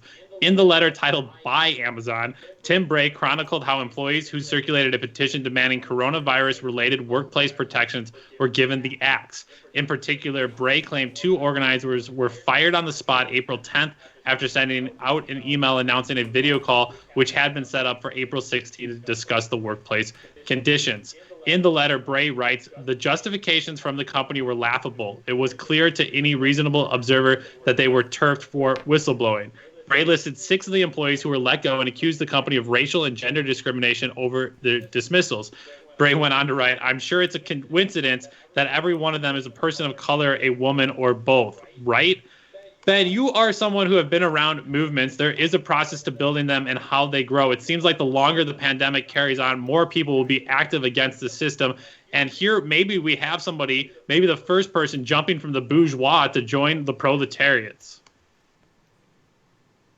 That's the first one in history, though. Karl Marx himself to do what he did if it weren't for his buddy Frederick Engels, who was the son of a very successful factory owner in Manchester, who was moved by the conditions in the factory. You know, his reading as well, but also it was that personal experience in that business. So maybe Mr. Bray will be our Frederick Engels. I don't know, but. You know, I don't know a lot about him, but when I read the letter, I also noted that he had signed previous statements of Amazon employees who were organizing for climate justice. Very interesting, actually, that then the workers who wanted to organize in the warehouses against these really unsafe conditions and wanted to blow the whistle reached out to Amazon employees for climate justice because it was a form of organization that already existed. It had obviously a certain degree of credibility within the organization, that there were some higher up executives who had signed that statement. So very interesting how workers kind of will have hold of whatever exists that can allow them to bring out their demands. So, I mean, my suspicion is that he's not, like this full executive the day before and then became, opposite on the day he wrote this letter, that obviously this is someone who has a political consciousness that had been evolving over some time. Yeah, Jamal, I'm kind of curious from you how important you think it is to go directly at these big corporations. Like, do these letters matter much? And just for example, I do organizing work here that I've talked about on the show extensively. And in one of our postings that we had posted about the work we were doing, mutual aid work here in Washington, D.C., we acknowledged that we were working within communities that have been preyed upon by corporations, developers, and elected officials who care more about profit than humanity. And we were on one Zoom call and somebody had posted that, and somebody in a huff instantly left the meeting and wrote a very strongly worded letter that now was not the time to point blame. And I've had other people basically say, look, if you want to do fundraising from corporations or get the support of currently elected officials, maybe you shouldn't call out corporations and elected officials. But I'm saying at the same time, Jamal, well, who are we blaming for all of this stuff? It doesn't just magically happen. If we never actually point blame or hold people accountable, they're just going to continue to do it. And that speaks to the importance of, I think, this Amazon VP calling out Amazon from his position and saying this stuff is wrong, as opposed to maybe simply quietly resigning or maybe not actually effectively mobilizing. We need to point fingers. Otherwise, people will continue to get a pass. Yeah, I agree with that. I guess, would people work for $2 an hour? And would people work for $1.50 an hour? And, most of the time you would say, well, no, people wouldn't work for that. But we're answering that question from our own context. I mean, if we're talking about like kids working and whatnot, they had to pass laws in order to prevent those things from happening because we realized at some point it was onerous. But there was also some point where human beings looked at that and thought that's perfectly okay for a child to work in a factory for 8 or 10 hours a day. Part of the problem, I think, with this is that people look at themselves and they think the conditions that they're in are just natural conditions, even though the conditions are onerous and the conditions should be better. Meaning there's something with the person in the way that our society kind of raises and cultures those people to think that that's normal. And that's a hard thing to break out of. I mean, think of for the moment if people said, you know what, getting $15 an hour is just right. And people just understood that from a flesh to bone level. Would they accept the job getting less than that? And I guess that's the same $2 question, right? It's just taken at the $15 mark when $15 may not necessarily be enough to get people by. I guess the question is, when you're organizing people, how do you get those people to get to that particular point of view where they realize this factory, this company, that billionaire does not exist without me and my fellow workers working here, allowing that person to expropriate those funds and those resources to the top, and that I am integral to this particular process? How do you get those people to get to that particular point of view as opposed to the alternate point of view where this job and whatever they're giving me is necessary, I'm vulnerable, so I don't necessarily want to take any chances of trying to get more? How do you get people into the point of view of organizing as opposed to being somewhat passive actors and working at a particular position? I think it really speaks to the question of labor union. I mean, the labor union is not just a glorified insurance company or an advocate that tries to get your wages higher, your benefits higher. A labor union at its best is really helping workers understand their shared class interests, their common interests, how integral they are in that industry. I watched the interview with the UFCW, which is the Food and Commercial Workers local president out in California. They were rallying on May Day in front of Kroger's supermarket. 19 of their members in that supermarket have contracted coronavirus. Wow. And they're paying for PPE even more than wages. That's the essential thing right now. This is a life and death issue. And he said this statement. He said, "We work for the community, we don't work for the company." And I know that's just a phrase, but I thought it was powerful because he's also trying to explain the role that grocery workers and other line workers, they're essential for the whole society. I believe that when you start to take action, it's not just about conversing around these issues. When you start to together, you go out on that picket line, when you're in the meeting before the picket line where you're discussing what are going to be our demands, what are we going to say when people ask us this or that, are we going to explain it to customers? So it's sort of those political experiences that people have to go through to raise their consciousness in the way that you're saying. I think a lot of that is happening at Amazon, but because they don't have a union, it's much harder to take action, and you can get reprisals immediately. And so there's a much larger climate of fear. Having a union allows you to break through that climate of fear. It's not just about the wages. Because you look at Trader Joe's or Whole Foods, these non-union grocery stores, some of them might have wages that are comparable, or even sometimes above some of the union grocery stores. They've done that unionization. They've raised the wages a little bit. Recognize that too. But without a union, there's PE problems in a Joe's or a Whole Foods. What do the workers do? I mean, they have to, some of them will speak up, but you got to blur their faces. They have to be very nervous talking to their coworkers and so forth. Have a union, you can just talk about it, and you have protection. Yeah, and Ben, I think you're speaking to the point too, is that not only do you have to basically organize the workers and get them to realize their shared interest in the community and in one another, you're also having to fight against these major corporations who are doing active union busting. And you mentioned Amazon. We had reported here about how they were using thermal technology to basically track people in their Whole Foods supermarkets to see if they were exhibiting patterns that look like union organizing. And so I've been really fascinated here about the rise of different surveillance tools, because the more you push back against the state, the more the state's just going to push back to you. And we're seeing that in an array of different surveillance tools that have been rolled out here. In April, police departments in Daytona Beach, Florida, and Connecticut unveiled what was initially touted as a potential new tool against a pandemic: drones capable of taking a person's temperature from 300 feet in the air. If that wasn't enough, you also have thermal cameras being installed at the criminal courthouse in Miami. Governors in Massachusetts and Alabama have signed executive orders telling local health agencies to give first responders the addresses of anyone who has tested positive for COVID-19. Google and Apple are working on cell phone applications that could inform someone on the other end of a call that they're speaking with a virus carrier. Yeah, all of that. Ben, one part of me wonders, after the Patriot Act there in 2001, what is there left to be spied on? Obviously, Facebook, Amazon, and Google capture all of our data beyond what any of us are often able to comprehend. So I think on one end, like, is there anything more that they could capture, the government or these big tech companies, regarding my data? But then I hear about thermal drones and I say maybe there is a lot more.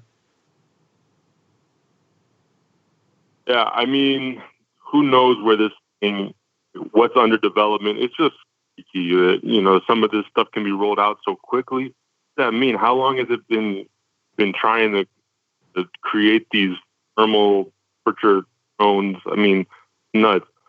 And the thing is, obviously, it set us up where it's like, well, if you don't do this, and obviously you're for coronavirus setting, and you're willing to take up some abstract notion of freedom, you're willing to let all of your neighbors and family members and everyone die.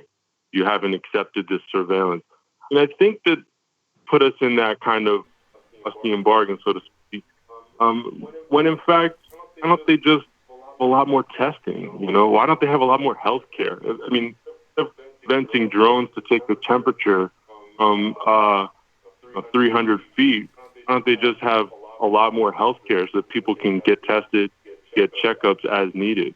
It's crazy, the priorities of, it's not crazy, I mean, it's obviously telling. But I think if we were in a country, let's say, where everyone had a degree of trust in the government didn't have a long record of using all surveillance technologies for the purposes of political repression, maybe some of these news items wouldn't be hitting our ears exactly the same way. Of course, the moment you hear about this stuff, you immediately think, how could this be used for very ends, controls on how your data is going to be utilized, is your data going to be stored and be hacked, are private corporations going to hold on to it, going to track your political associations, all types of eugenics. You start thinking about all types of stuff that actually really has happened in this country, and that's the problem when we talk about some of these new surveillance technologies. Yeah, Jamal, I mean, how worried? Obviously, you're somebody that said you weren't downloading this surveillance app, but then there are positive sides to technology that we should also use. I love having a smartphone. I think it's a really cool thing, and I continue to use apps because I get a lot from them. And so we're in this weird moment again between, well, what technology is not going to then spy on us and be used to profit, and then what tech is actually there to help our health. But I'm not sure how do you parse that right now in the age of hyper state surveillance. You know, it's weird. I mean, it's, you know, technology, some people make the argument that technology is negative just by definition of the way it is used. But it's not. Technology should be used for the development and the expansion of human, you know, ingenuity, human ability, human health, etc., etc. But we use it purely for the pursuit of profit. So You need a drone that takes a temperature at 300 feet. We got you. Somebody's going to build that. Somebody's going to make money from that. As opposed to, the vaccines, the social distancing, the making sure that the people have the testing kits, et cetera, et cetera. There are two ways to go about it. But for some reason, the way that you go, the most direct approach that costs the less, is usually the one that is not used. It's utterly and entirely bizarre. I agree with Ben on this front. The thing is, like you said, Bob, how you get out of that thing. I mean, I love using my apps. Even though I think it's creepy that Google monitors my email when I'm going on a trip or something, it is convenient for them to give me a heads up for the 2 hours. And even though, it still takes all of the information and everything else that has you as you go along your way. I think the problem is that this stuff is in the hands of a very few people who only are concerned about profit. I think that's basically, it's not the technology, it's the way the technology is used and intention behind building it. Ben, from your standpoint, how do they use technology in the sense of organizing? Especially if you're trying to work behind the scenes where the company doesn't necessarily know that you guys are trying to form some kind of union or some kind of organization. Yeah, I mean, I think that we have to be very careful. I mean, for instance, Google Forms and Google Sheets are very convenient, but, you never really know how that stuff is being used. Organizing that has to do with, say, Google. Maybe you don't want to use Google Sheets and Google Forms, or if you're. So I think that's part of it, is just sort of being very careful about what technology you use.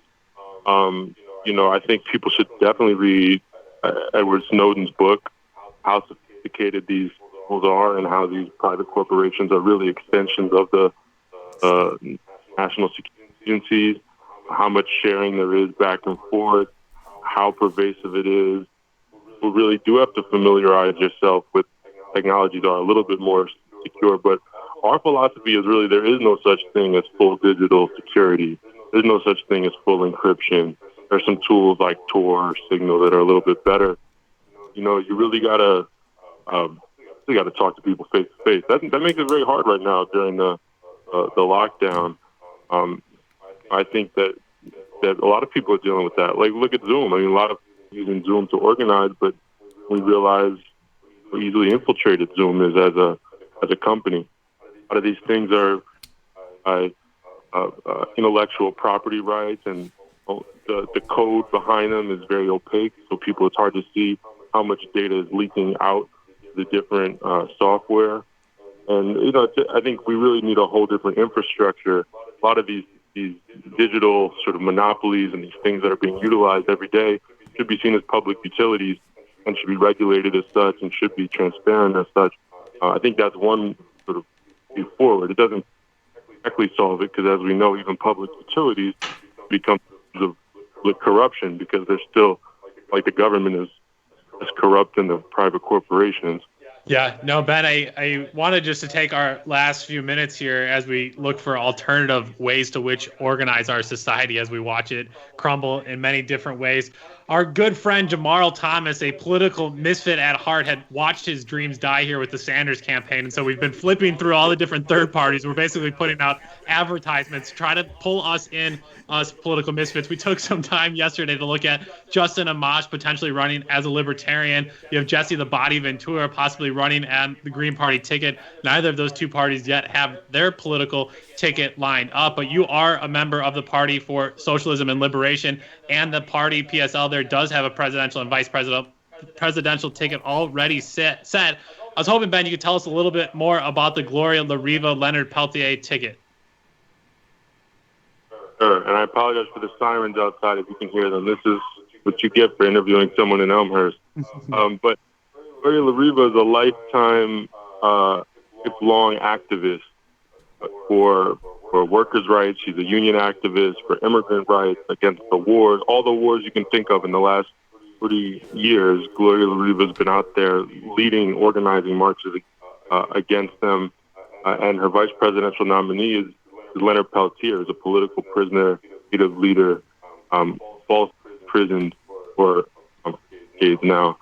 And I think what really makes them stand out, I mean, they have a lot of the similar domestic programs as Bernie Sanders had, although even their proposals go further on and the issues of healthcare and housing, but they also combine this with really a thorough internationalist perspective when it comes to the issues of war and sanctions and imperialism abroad.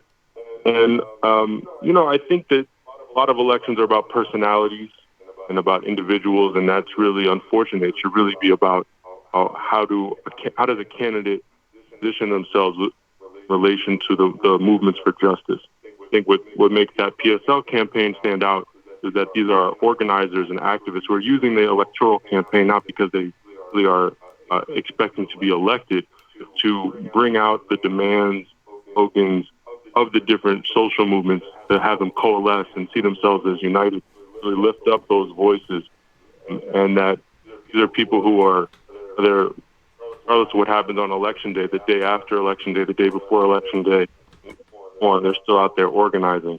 It's really a campaign oriented towards building the struggle for socialism, which is a long-term struggle. It's not really an electoral struggle. Final analysis. So I kind of agree with that. I mean, I guess let me say it this way. After the 2016 election, I've come to the conclusion that party politics doesn't work. It's broken. There's no tether between what the government does and who the government puts in office to the American public and what the American public needs or wants.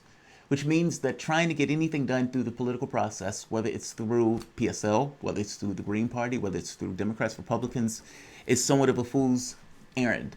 Now, that's not to say that people shouldn't join their parties, so I don't want to necessarily take shots at the party. But I do make the point that it's far more difficult to get people to go into the concept of a party. These things aren't really real. These things don't really exist. Any of these ideas of socialism, Democrats, communism, that stuff isn't real. And you're trying to get a certain degree of people to kind of fall in line with something. You give them something real. You give them demands that you want. You start with a demand. I want Medicare for all. I want getting rid of student debt. I want expansion of Social Security. Whatever those demands are. And allow people to come from wherever they are, whether they're PSL, whether they're Greens, whether they're Democrats, whether they're Republicans who had some kind of thing that happened to them where they say, you know what, I need health care even though I'm a Republican. And let all those people, millions of them that exist, tens of millions, stand in solidarity on policy. If you can get into office based on a certain policy, it allows you leeway and leverage to get the other ideas accomplished. But before anything else, you got to get elected. And you have to get elected to an institution that for this point, up to this point, does not work. I think the way to go about it is movements less than party. Now, Ben, am I wrong on that? I mean, you may say PSL is the way to go with this. Am I off in my description of how I think politics works? Yeah, the movement, I think the great reforms that have been won in American history prove the point that it's really the social movements make those in power, regardless of what platform they were elected on, have to fear the power and the strength of a growing movement if they don't. And that was the labor law reforms and the Civil Rights Act, the women's movement. It wasn't that those people were elected necessarily on that platform. Movements first change. And the price of not into the movement is the movement becomes larger and stronger and more militant and more revolutionary. Ultimately, I think those who are elected have a deeper interest in serving the system as a whole than they do in sort of holding on to some status quo about this or that policy. I fully agree with you. I think that's our perspective as well, to be honest. As I said, we're not running run to win campaigns because I think it's so the electoral system is so suffused with impediments to even get on the ballot. I mean, it's incredible. If you've ever tried to run on the ballot, you need tens or sometimes hundreds of millions of dollars just to get on the ballot. You get on the ballot, and they don't even let you into the debate. Those are also privately controlled. Yep. And step of the way, it's dominated by big money. I think it is a fool's errand if you think that the idea and get elected. Not that simple.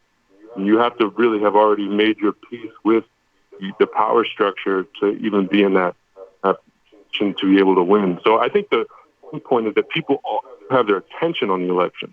Even people who know that it's not going to the substantive change, everyone's talking about the elections. Well, right now everyone's talking about the pandemic. to that, everyone's talking about the election. What are the political options? Isn't it important, left in particular, have a program that people can see? And we're sort of crashing their party in order to bring out. And I don't think it's. We're not viewing politics the same way the Democrats or Republicans do. Yeah, no, I think the movement is more important, I think, Jamaro, than the party. But I think the elections at least give people a check-in point. It's sometimes a barometer. It gives you something to go and knock on somebody's door and say, hey, we're pushing this policy. Here's something easily you can do to help with it. We got to get this person elected. It's very direct and linear for people. Ben Becker, we're out of time with you. I did want to give you a minute to either plug some really exciting things that I know you're involved with. There's a new book out on Liberation News, Climate Solutions Beyond Capitalism, and you have the new platform Breakthrough Media. Take about 30 seconds and plug either as you wish. Yeah, I mean, from the standpoint of Breakthrough News, this is a very new thing. We launched pretty much the first day of the lock. Our belief is that some of the issues that are too complicated and justify, like foreign policy and economic things, especially our media platforms is founded in order to break down these issues, to be able to speak directly to poor and working class people. Also be what we call a media arm of the movement. Much great organizing is going on around the country. Very rarely is it covered in the corporate media, very fleetingly, usually not very fairly. We want our media platform to be a service to social movements that we know are growing, just in radical ideas that we know is growing. We're online at breakthroughnews.org and on social media platforms at Newsroom.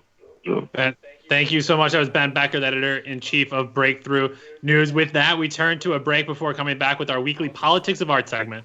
You're listening to Political Misfits on Radio Sputnik Live in D.C. We're back after this.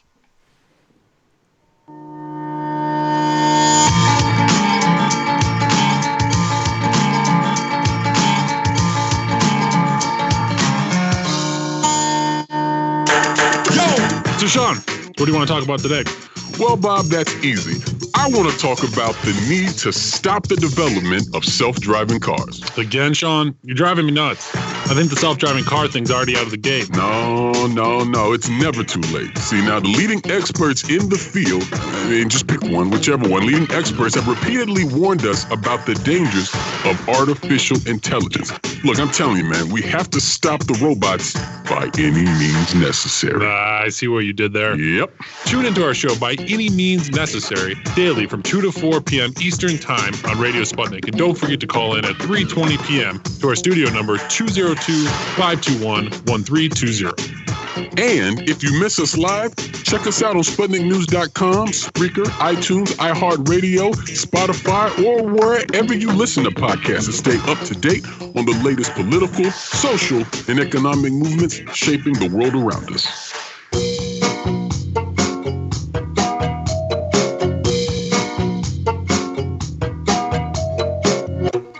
Welcome back to Political Misfits on Radio Sputnik, where we bring you news, politics, and culture without the red and blue treatment. Today is Tuesday. It's 1:30 p.m. Eastern Standard Time. It's time for our weekly Politics of Art segment, taking a look at the art and artists influencing the U.S. and global political scene. I'm Bob Schlehuber here with Jamarl Thomas. Today we look at the way in which art can keep people connected to politics and community, even if they're behind bars in a U.S. federal prison. Here to talk to us about that and much more is Yasmina Merabit and Delonte Wilkins, the co-founders of Link Up. Delonte, Yasmina, thank you for being with us.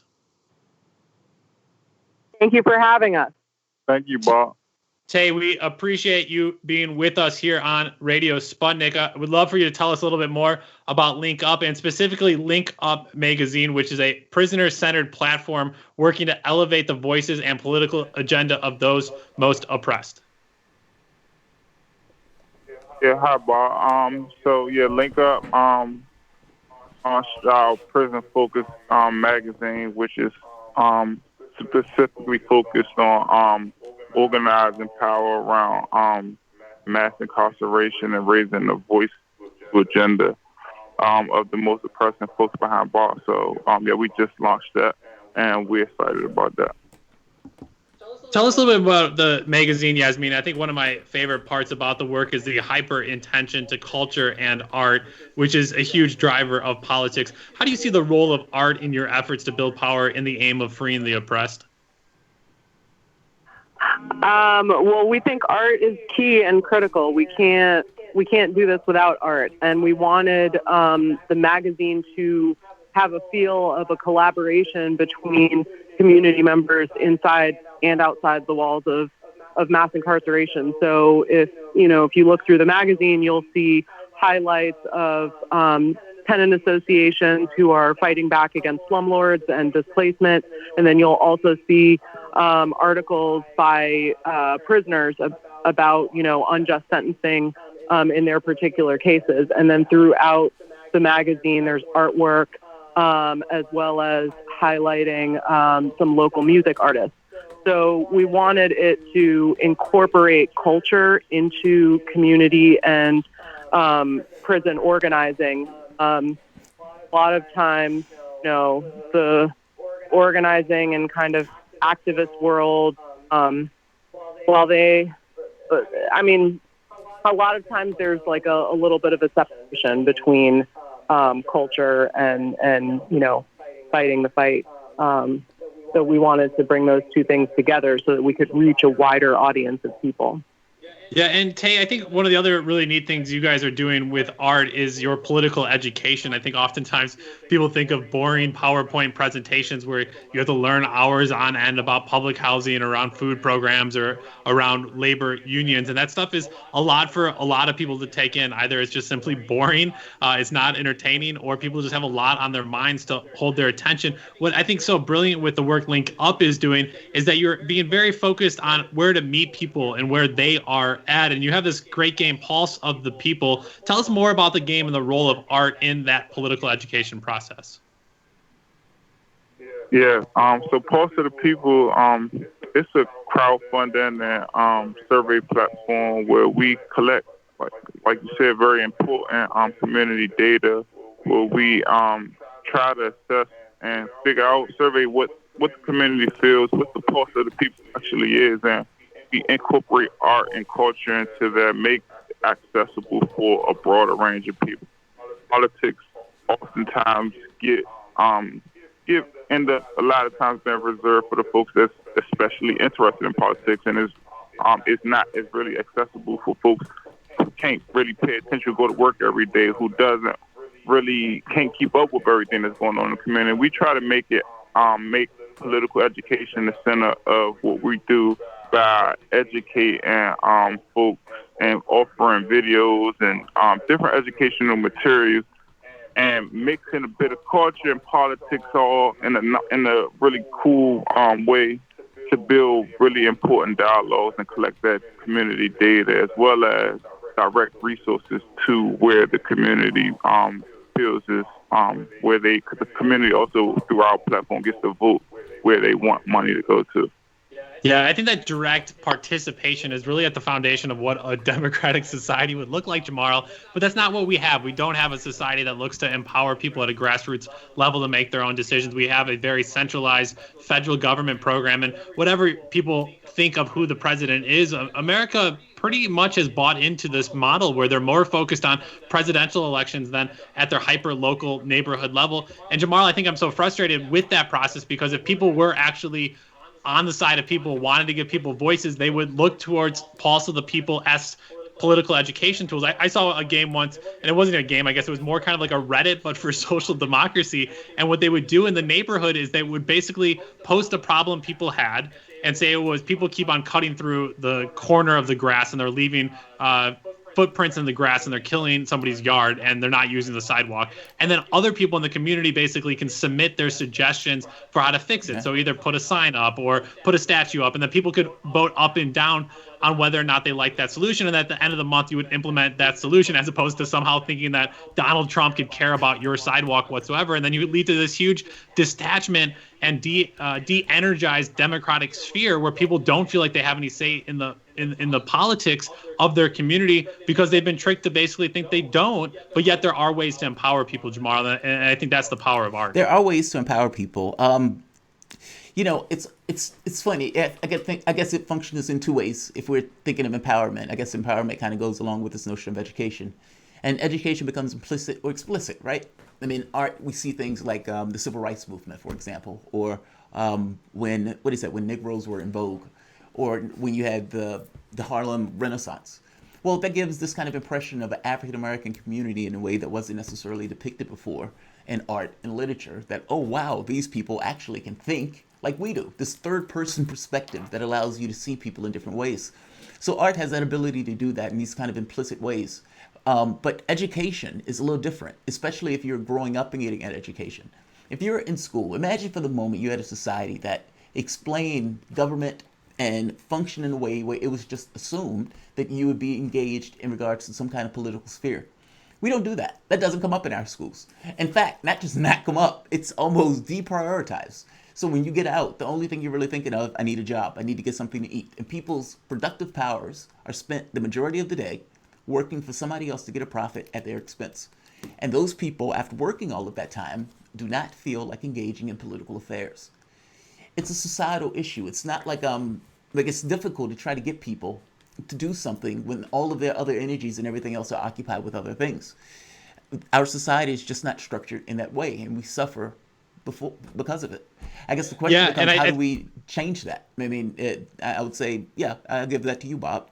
You're an organizer. Oh, yeah. And Yasmina, I guess the question there is, it goes back to kind of why it's so important for the politics of movements to be fun, to be engaging, to be cultured, to have art in it, because people are politicized themselves, people are oppressed, and then you're basically saying, come and fight with us.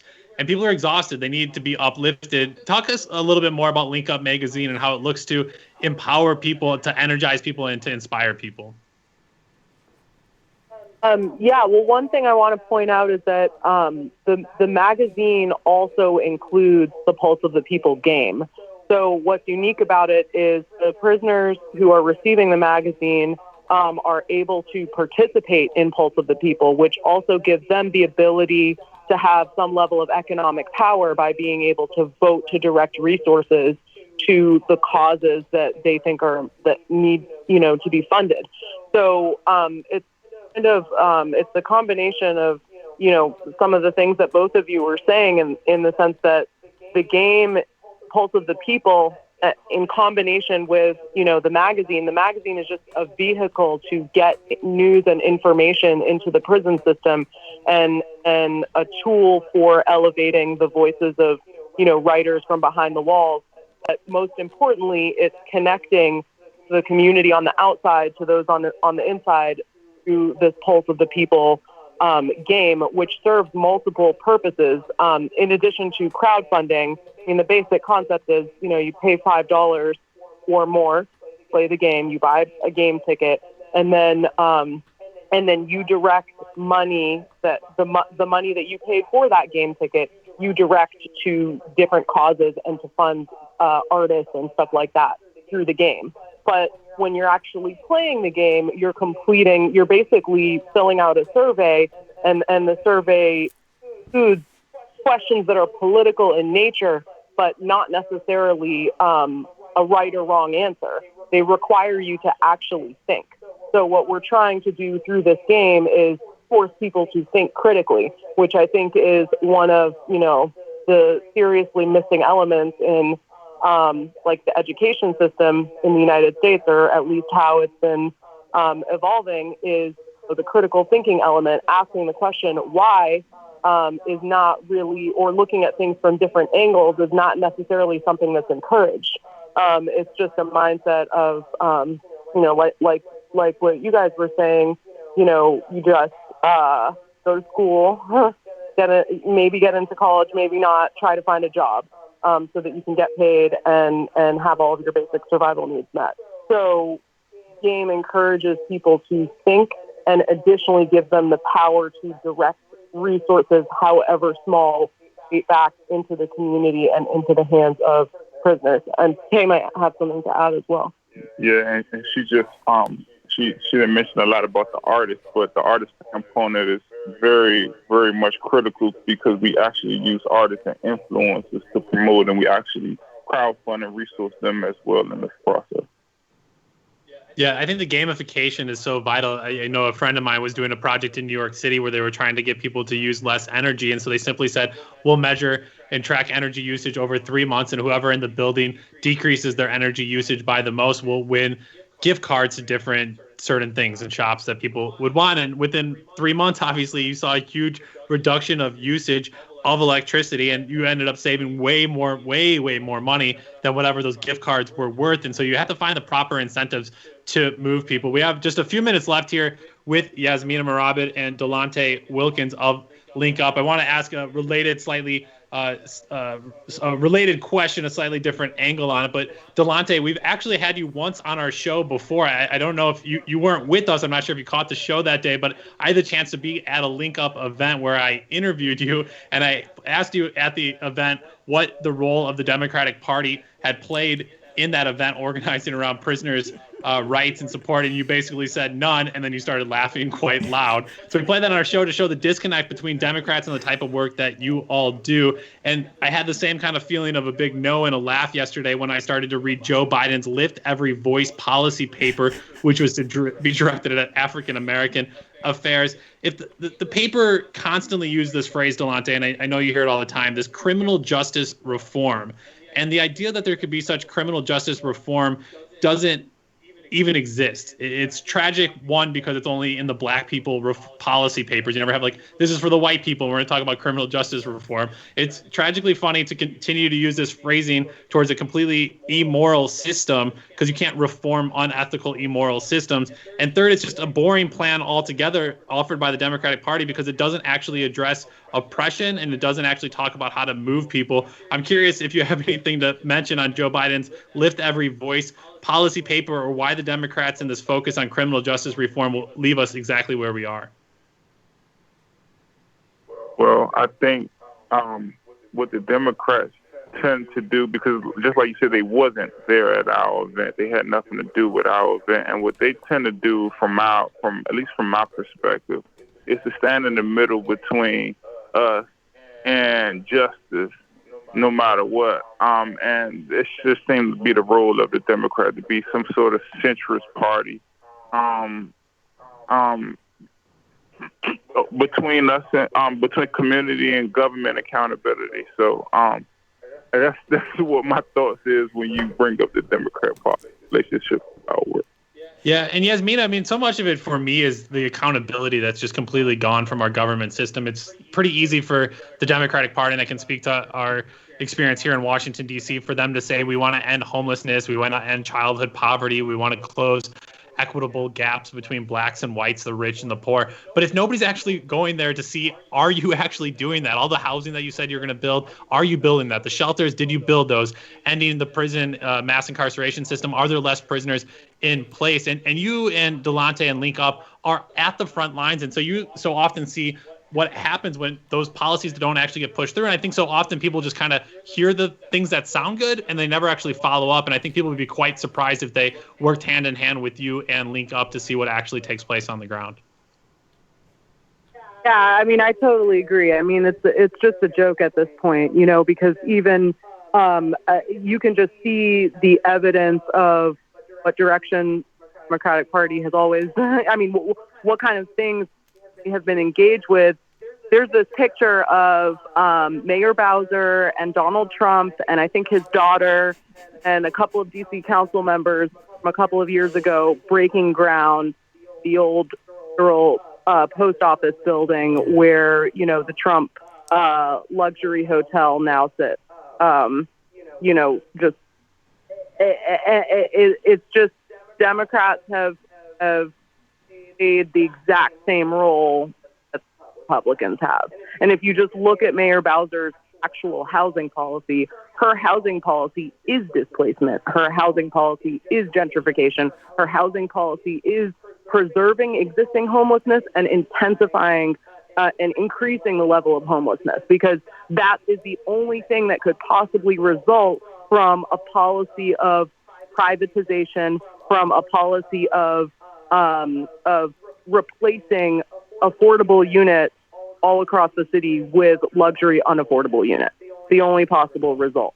So it's not like they're covering up or hiding what they're doing. They're doing what they're doing. It's just that the words that they're saying make it sound like they're doing something different. No, the art of the deal is done open and in the public in front of our very eyes. We can talk more about that in our future Politics of Art segments. But with that, we need to leave it there. That was Yasmina Morabit and Delonte Wilkins, the co-founders of Link Up. You can check out more of their work at linkupitsofficial.org. Yasmina, Delonte, thank you so much for being with us. Thank you. Thank you. With that, we turn to our final break of the show before coming back with a few more stories that we did not want you to miss. You're listening to Political Misfits on Radio Sputnik Live in D.C. We're back after this.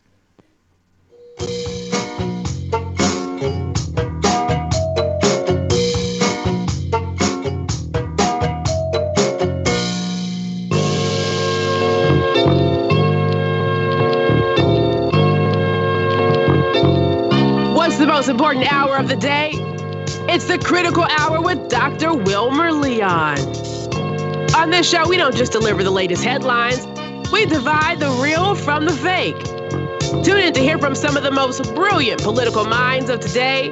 Get in-depth news and analysis that goes beyond the surface and digs straight into the details. Set your clock to the Critical Hour for a news perspective unlike any of those other guys.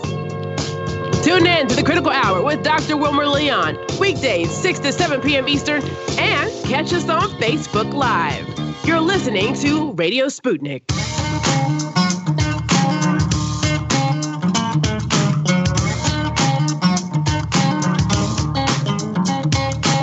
Welcome back to Political Misfits on Radio Sputnik, where we bring you news, politics, and culture. My name is Jamal Thomas. I am sitting here with my floating Bob Schlehuber, co-host. So, Bob, as we always do on the 8th segment, four choices. Number 1, Trump exposes Democrats' blatant shameful hypocrisy in attacking Tara Reade. Number 2, Fauci is testimony is blocked by Trump. 3, man is strolling around the store in a Klan outfit.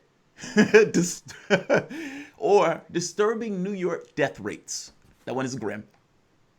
I was looking at the Klan story earlier, and I had first searched, and it talked about a black man about a month and a half ago had gone to the store in a Klan's outfit just to see what had happened. I think that's much funnier than I think an actual white person wearing it. Let's start with the Trump exposes Democrats, because I think Trump is going to completely own Joe Biden heading into the fall if this Tara Reade story just doesn't go away. Because I've made the point. I said it before. I said, look, Joe Biden has all of the weaknesses that Donald Trump has.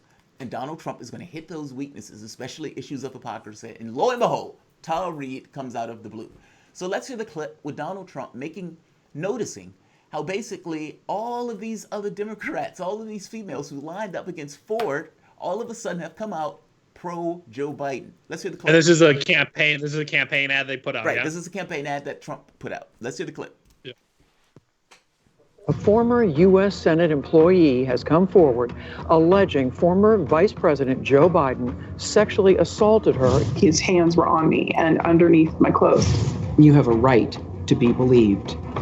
We're with you. Do we value women? Do we believe women? Women should be believed. We believe women. I'm very disappointed that there are those who continue to not believe women who come forward. It is not easy, but they should be believed. She is putting herself out there, knowing that they're going to try and excoriate her. And she has the courage to come forward. She has nothing to gain. So what does she have to gain?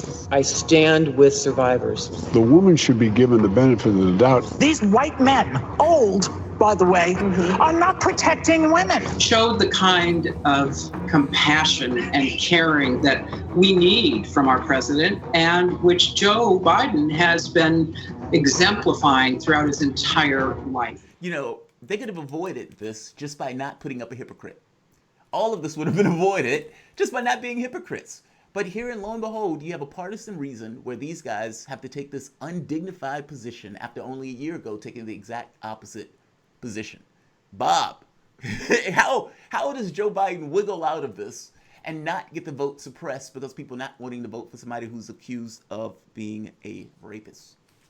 Yeah, let me ask you. Let me comment and then ask you a question here. The first question, or the first comment I just want to make. I think they just hope it's a stalemate. I mean, I hope they basically exhaust the limits on, we looked at the papers, there was nothing there, we heard from this side, we defended him on this side. Where do you go? I mean, it's not like the Kavanaugh, like, there's not a hearing to be had. I don't know if do they sit down and do a town hall with the two people? I don't mean, there just seems like there's nowhere to go, and I hope that they just hope it's 6 months out, is exhaust the story, and then the rest of the time is yeah, we know, yeah, we already did it. So one, I guess should Joe Biden, I guess my question is the timing. Would Joe Biden be the nominee if this came out 4 months ago, and or will Joe Biden, should he be thankful this didn't come out at the end of October? So, and it seems like if at anything, Joe Biden got the luckiest of draws of when this came out, because I think, one, he's not the nominee if this comes out 4 months ago, and two, I think he's hella hurt if it somehow came out in September or October. Yes, I agree with you on that. And see, the question becomes, what does Sanders do with that information? Sanders wouldn't have done squat with this information. Like, I understand, like, this is how pathetic of a campaign I think he ran. This information would have came out, and instead of him saying Joe Biden is unelectable, and because he didn't make the unelectable argument once before. Hillary Clinton lost, Al Gore lost, John Kerry lost. That is a stinging indictment of those particular candidates and where he's trying to make it clear. And so he didn't make the point that Joe Biden was lying about civil rights and had to drop out of the election in the 80s for lying about civil rights. That was something, again, he was around for. All of these media outlets was around for. He didn't bring it up. He didn't bring up Hillary Clinton's emails. What did Trump do? Beat her over the head with the emails. And now you have Joe Biden being accused of this particular allegation. All of these other Democrats who backed Ford now all of a sudden go after, dox, attack, make her seem like a Russian plant or Bernie bro, Tara Reade. It's astonishing. And so if your name is Bernie Sanders, what do? Do you put your name on that list of saying, yeah, I backed Joe Biden on this? Or do you put your name on the list of I backed a woman just giving her the benefit of the doubt and eschew these other Democrats? I just think, I don't think you answered the phone. I think if anybody calls, you just hang up the phone and pretend you didn't hear it ring. Jamal, we have just a few minutes left. I wanted to hear a little bit more. I'm nervous about Dr. Anthony Fauci. What did you have on that end? All right, so let's hear Fauci. So basically, Fauci is supposed to testify, and Trump does not necessarily want him to testify. So Fauci might be headed to the Senate. Fauci might be headed to the Senate to give testimony next week.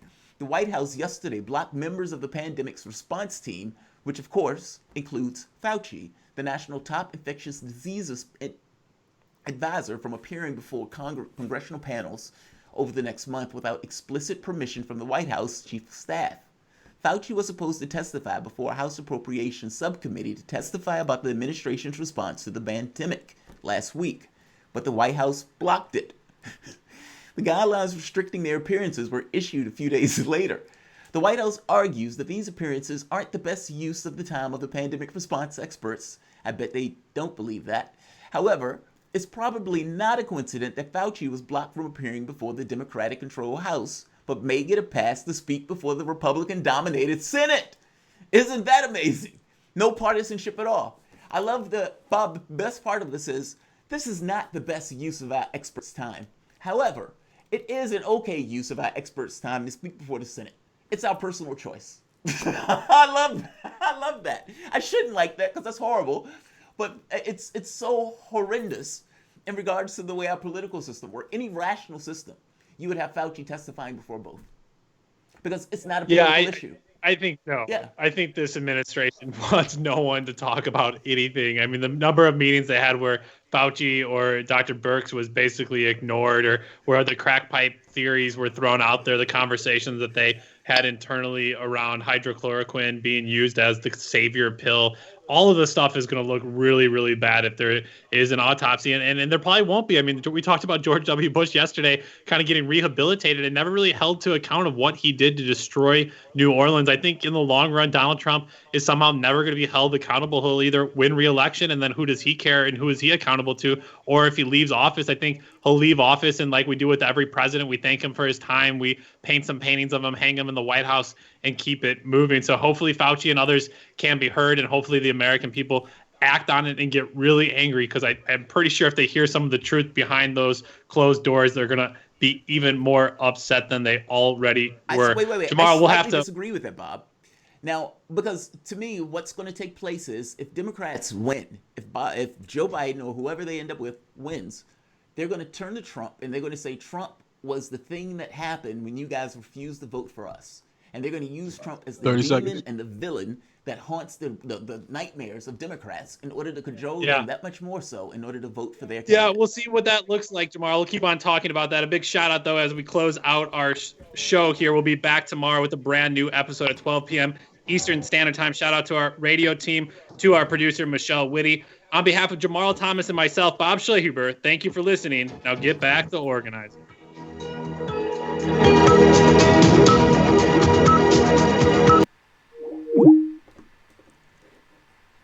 Guys, I thank you all for joining the show.